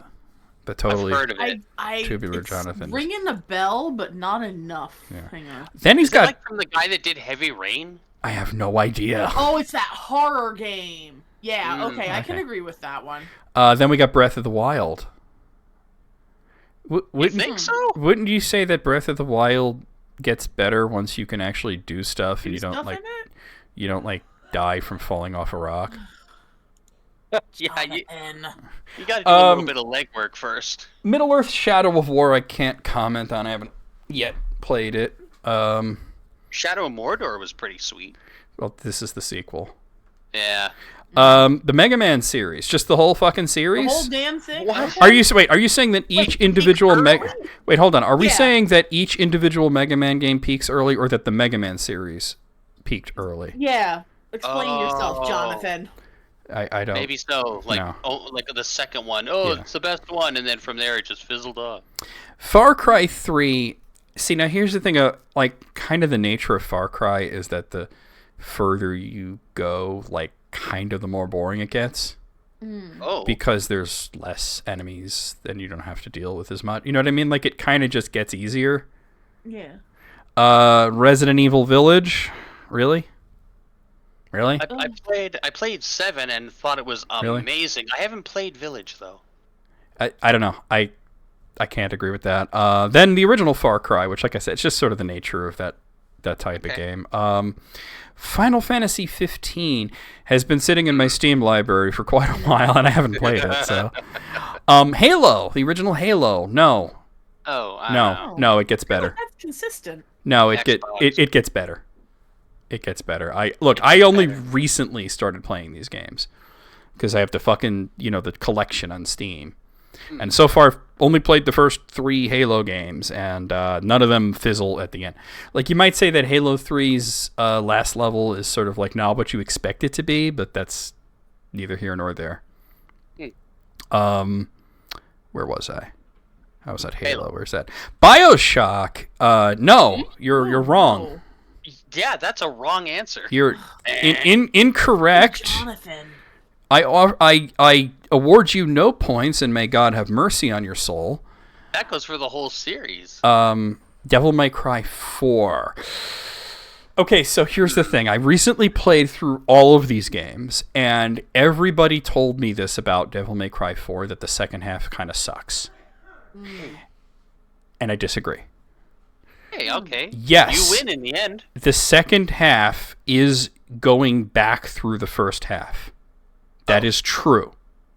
However, you are doing it as a completely different character with completely different gameplay. Oh, well, that's good.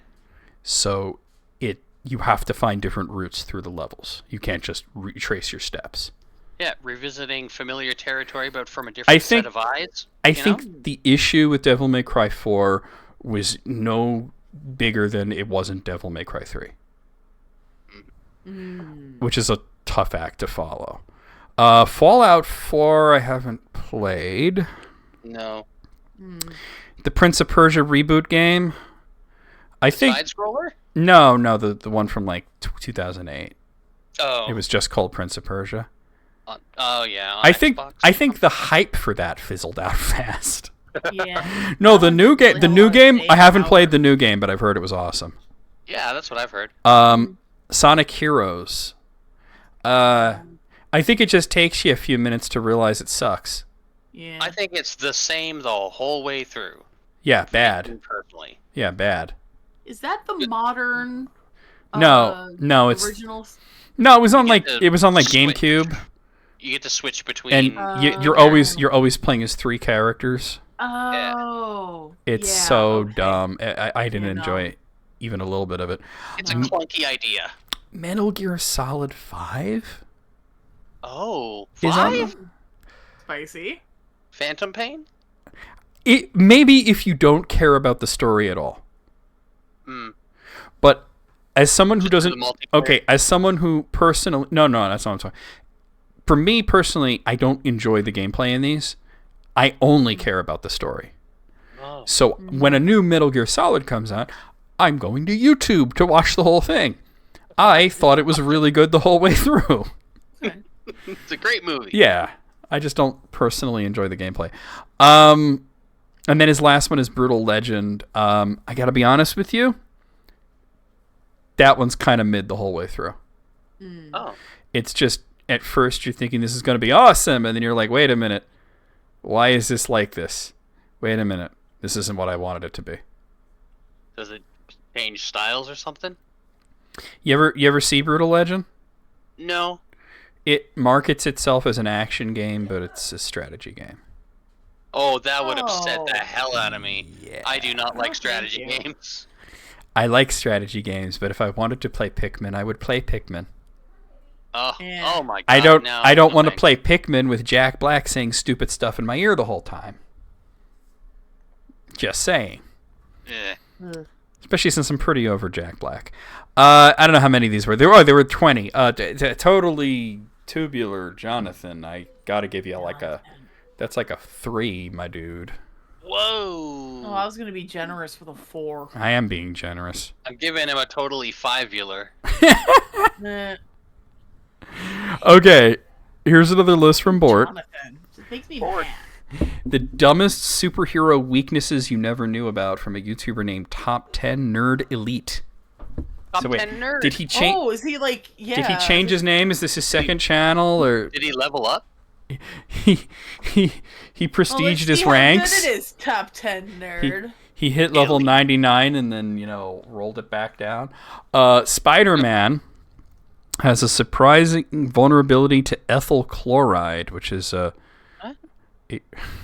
it's what makes bug spray. Pesticide. Yeah, it's a pesticide. Oh, wah, wah. That pretty is funny, actually. That is so dumb.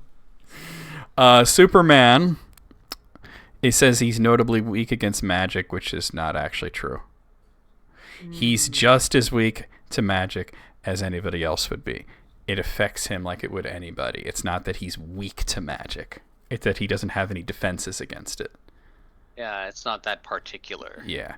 So that's not that dumb. He can't be completely invincible, is what I'm saying. Wonder Woman, it originally in the 40s, this was really stupid. She would lose her powers if she was restrained by a man. Oh, that is. Ooh, that wouldn't age well. Well, the thing is that the guy who created Wonder Woman had a real bondage kink. Like, literally. Yeah. The rope, right? The rope, the thing that she would, if she was bound, she would lose her powers. He was also obsessed with the truth. He actually, the same guy who invented Wonder Woman invented the polygraph machine. Get out of here. Which is wild. True. Green Lantern. Yellow. Yeah, color yellow. I mean, honestly, I would, because they did give this sort of an explanation later on, but I think the original Green Lantern from the 40s had a weirder weakness. Like it was originally that his ring couldn't affect nature, but it became, after like only a little bit, it doesn't work on wood. What? That's what it was. Yeah, wood. Wood. Yeah. Okay. Yeah. Damn you, Tree Man. The Martian Manhunter. So originally the Martian Manhunter, he's sort of like Superman. He has like a lot of the same powers. Except he's also can turn invisible and is psychic and can change form. So he's like better than Superman. Damn. But he had a weakness to fire, which you figure, okay, that balances it out. But they later explained that he's not actually weak to fire, that it's completely psychological. Oh, he just scaled a fire. Yeah. He's also addicted to Oreos, but that's neither here nor there. The Black Canary... Black Canary, basically, she loses her powers if she has a sore throat, which is why she could fight. So that's not that bad. You know what I mean? Like, you don't even see her use her powers that often. So. Yeah, just kick some ass. Hell, in the movie, she only did it once. Nightcrawler is limited by short teleportation distances and fatigue. That's not accurate. His limitation is that he has to see where he's teleporting to. Power Girl this must be Atlantean Power Girl.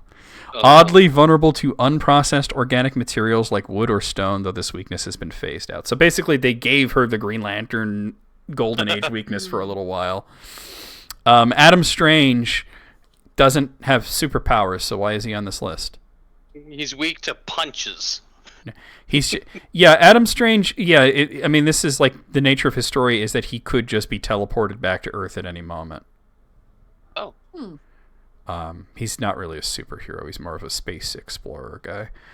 Aquaman needs to return to water regularly or risks dehydration. Yeah, that hasn't been a thing since like the 50s. Yeah, he's like also a man. Not a thing. Yeah. Domino. This is just a joke from a Deadpool comic. I can't believe they included this in. She's afraid of chicken. She's afraid of chickens. So, it sort of like overloads her power because she's so afraid of chickens because her power is confidence based. She's got luck powers. It was just a joke from a Deadpool where he found out that she's afraid of chickens. So he kind of put chickens everywhere that he didn't want her to go. And it makes her a chicken. So this is mentioning the Hulk specifically in a fight that the Hulk had against Batman in one of the crossovers where Batman beat the Hulk by kicking him in the stomach and forcing him to inhale knockout gas, which is terrible writing. Yeah. If Batman kicks the Hulk in the stomach, Batman breaks his foot. That's more real. Yeah. Like Batman would come up with a way better way to beat the Hulk, I'm saying. Captain Marvel Jr., if he says his own name, he returns back to being a kid. So, Like Shazam? well, yeah, he's They're literally the same. the same kind I of was gonna thing. say the same person. Yeah. Did you see the Shazam movie? I haven't seen either I of heard it was good actually. The first one was really good. The second one was not. Oh, bummer. The second one was really bad. And Also bummer. the guy who plays Captain Marvel turned out to be a shithead. So I did hear that really? too. yeah, A shitter? yeah, Is he like palling around with Yeah. a certain former candidate? yeah. Ugh. Oh, thumbs down. Yeah. Yeah. Womp womp. And then finally, the Human Torch is weak against asbestos, leading to absurd villains like Asbestos Man. Look, I think we're all weak to asbestos. yeah, I mean that'll give you cancer. But like those are the comics from the 50s. If the Human Torch was made to fight Nazis. Once the Nazis weren't around anymore, they kind of didn't have much to do. Yeah, out of how many were this? No, they weren't numbered. Well, I guess there probably were 10 since the top 10 nerd elite, right? Let me see. 1, 2, 3, 4, 5. Elite. Mm-mm. Now there's a lot more than 10. I'm not counting all this shit. A minus. A? Really? Minus. Yeah. Yeah, but an A is still an A. Even a minus. That's what I'm giving it. Alright. Look, I didn't know Spider-Man was weak to bug spray. That's pretty funny. I still like. I think that should have been the whole list. Yeah. B. Solid B. Yeah. B minus. Okay, also from Bort, we have top 10 fallen heroes in games by YouTuber Josh Scorcher. Josh Scorcher. So these are your fallen heroes in video games. Number 1 is, hey, it's me, Brad. It's Brad, who is the main character in Lisa the Painful. A former addict who protects the last girl on Earth but descends into violence and selfishness. Oh, that game. I have Yeah. that game. Yeah, okay. Yeah. Yeah. So the next one is Frisk, which is the main character from Undertale. Are we taking the word fallen that literally? Literally? Let's see what it says. Represents the player's moral choices, showing the depths of destruction curiosity can cause. Okay, I get you. Yeah, because a lot of it is, I wonder what happens if I kill everybody. Nothing good. Yeah. Captain Walker from Spec Ops: The Line. I mean, this guy's a straight up villain. Let's be real. Just because you're played a Spec Ops. just because you're. This is the good one. Okay. There's a whole series called Spec Ops Okay. that you could ignore. Okay. This is the good one. This is the one you want to play. Okay. Just because you're playing as him doesn't make him a hero. Because he's not a hero. Soldier, he has a hero complex, is what he has. He's completely delusional, and you wind up doing more than a few war crimes throughout the game. John Bison from Sly Cooper. Is that like M. Bison? J. Bison? Yeah. It's probably actually a bison. Probably, because it's Sly Cooper. A lumberjack from the 1800s who turns into an environmental threat after awakening in modern times. Why? Because he starts... Because he's an old-timey lumberjack? Because he starts, like, what, chopping down too many trees or something? Like, we still have lumberjacks. Yeah. You know? I went to a lumber museum once. Cool. It actually was pretty cool. I would like that. Yeah.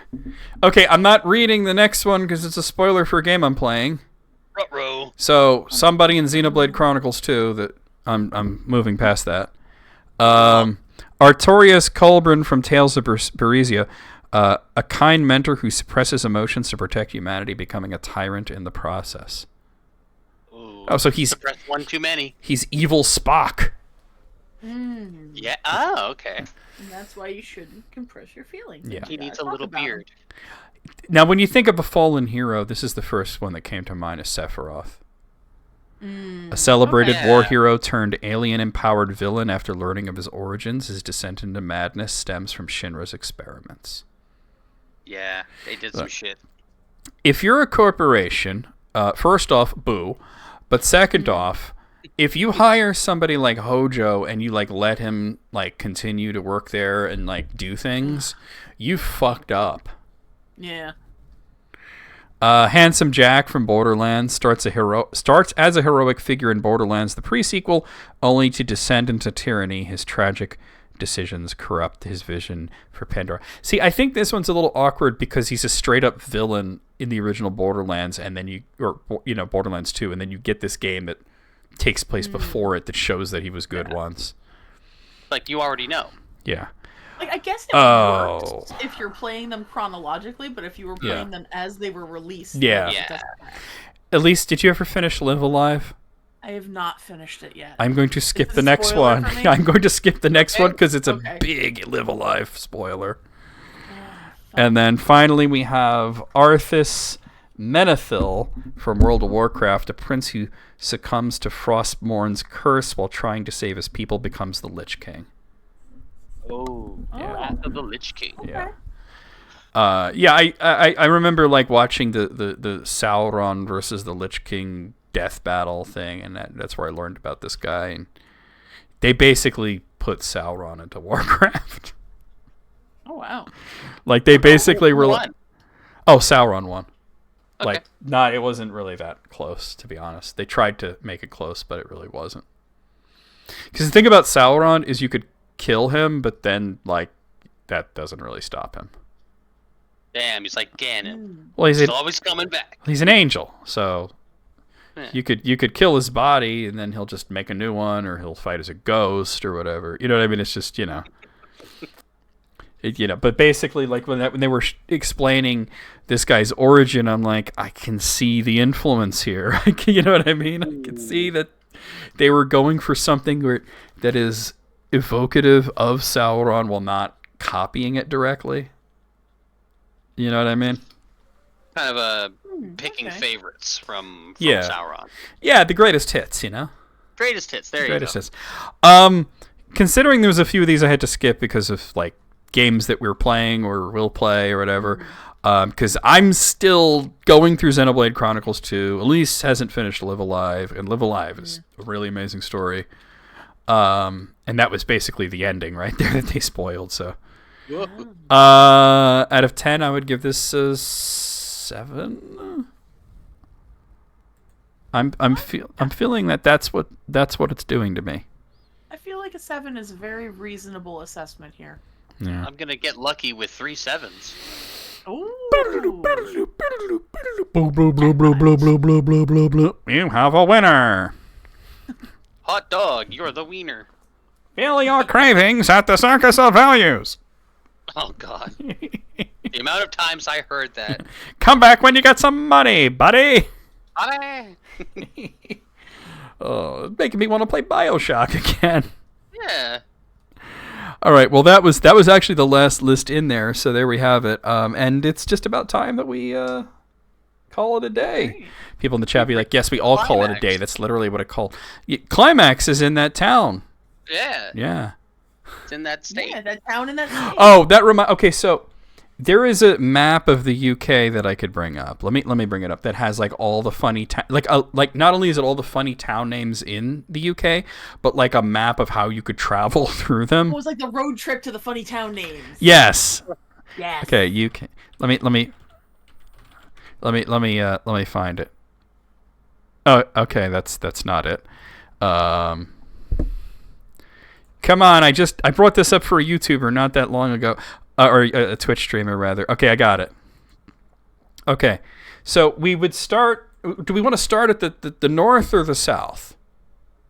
I'd say start south and then go So- north. yeah, Because so- we'll start in northward. Yeah. England So- and travel north. Yeah, so towards Scotland. we'd start in a town called Shitterton, and then you'd pop right over to Ass Hill.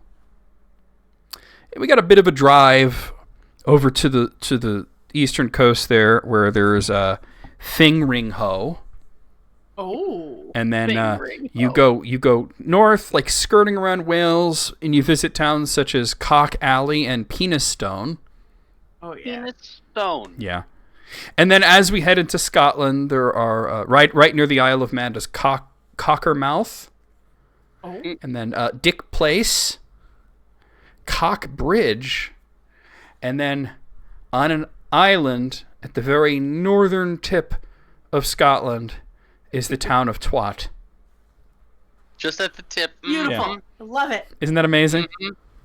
Who was it that I gave that to? I feel like it was Amethyst or something. I forget who I gave that. I was like, you have to see this, and I feel like it must have been Amethyst Corn. But speaking of which, we're going to go over the schedule, and we're going to raid somebody. And we're going back to a regular schedule because Christmas is over. Over. It's so over. It's so over. So tomorrow afternoon, I will be live like regular. Just pooping every day like a normal person. I will be playing... No, why is it showing Street Fighter? Get rid of that. Okay. No, that's wrong too. Wow, nothing is working right now. Give me a moment here to fix this. Why is it showing Castlevania? Where's Castlevania? Get rid of that. Okay. Oh, and that's Street Fighter. There we go. Okay, so tomorrow, getting back in the saddle here. Tomorrow's Chrono Cross, the Radical Dreamers edition for Steam. We might even finish it, or we're at least going to come very close. The plan is after Chrono Cross that we will move on to the new Dragon Quest III remake that came out, but I'm probably not going to switch over. We'll see how it goes. If I finish and we have time, we'll play more Power Wash Sim. So that's tomorrow afternoon. Saturday night, we'll be live with more of Xenoblade Chronicles 2. The story took some pretty wild turns, so we'll see where that goes. That's on the Switch. That's what Xenoblade does. It takes wild, crazy turns. Sunday night, we got more of Castlevania. Lords of Shadow will certainly finish the main game, and then we got the post game. We might do it all in one stream. The post game is very difficult, so we'll see how that goes. Monday afternoon, more of Street Fighter 4 for the PlayStation 3. Tuesday night, more of Cookie Cutter for Steam. This game is fucking wild. Having a happy new year. There is a talking vagina in it. My God. Yeah. Talking robot vagina, actually. And then Wednesday afternoon, we will be playing more of the Elder Scrolls 4 Oblivion, The Shivering Isles. And Thursday night, a week from today, I guess since that's going to be the second, we'll be doing the Council of Tolkien. So I gotta text those guys and make sure they're ready to go. But I'll be over here, and I'll have Sid over here, and I'll have Matt over here, and we won't be in Cirith Ungol anymore. We'll be at the Plain of Gorgoroth or something, and we'll be talking about Tolkien stuff. But anyway, let's come on over to here and see who we have online that we are going to raid.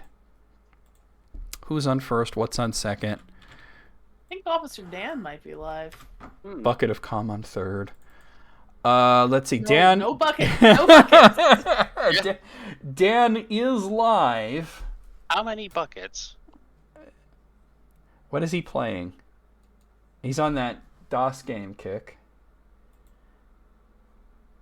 Is Commander Keen? Well, it's some kind of side scroller. I don't know. He hangs out on the retro thing, so I never know what the heck he's playing. I guess I'll raid him. I guess I will. Let's do this. Yeah. Cool. I'm going to do the friggin' most old person hanging on to slang raid call ever. It's just going to be, damn, Daniel. Oh, God. Exactly.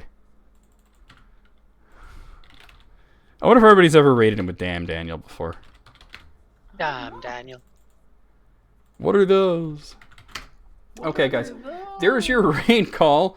Copy and paste it as we head into Dan's stream. I don't know what this game is that he's playing. Some kind of jetpack mohawk guy blowing up robot spiders and shit. I don't know what's going on here. Cool. I don't know what this is, or it looks like the kind of game I would have enjoyed in the 90s. So we'll see you guys over there. We'll see you guys on Discord. We'll see you guys tomorrow for Chrono Cross. Just in general. Oh no, I'm covering up the camera. You can't see me anymore.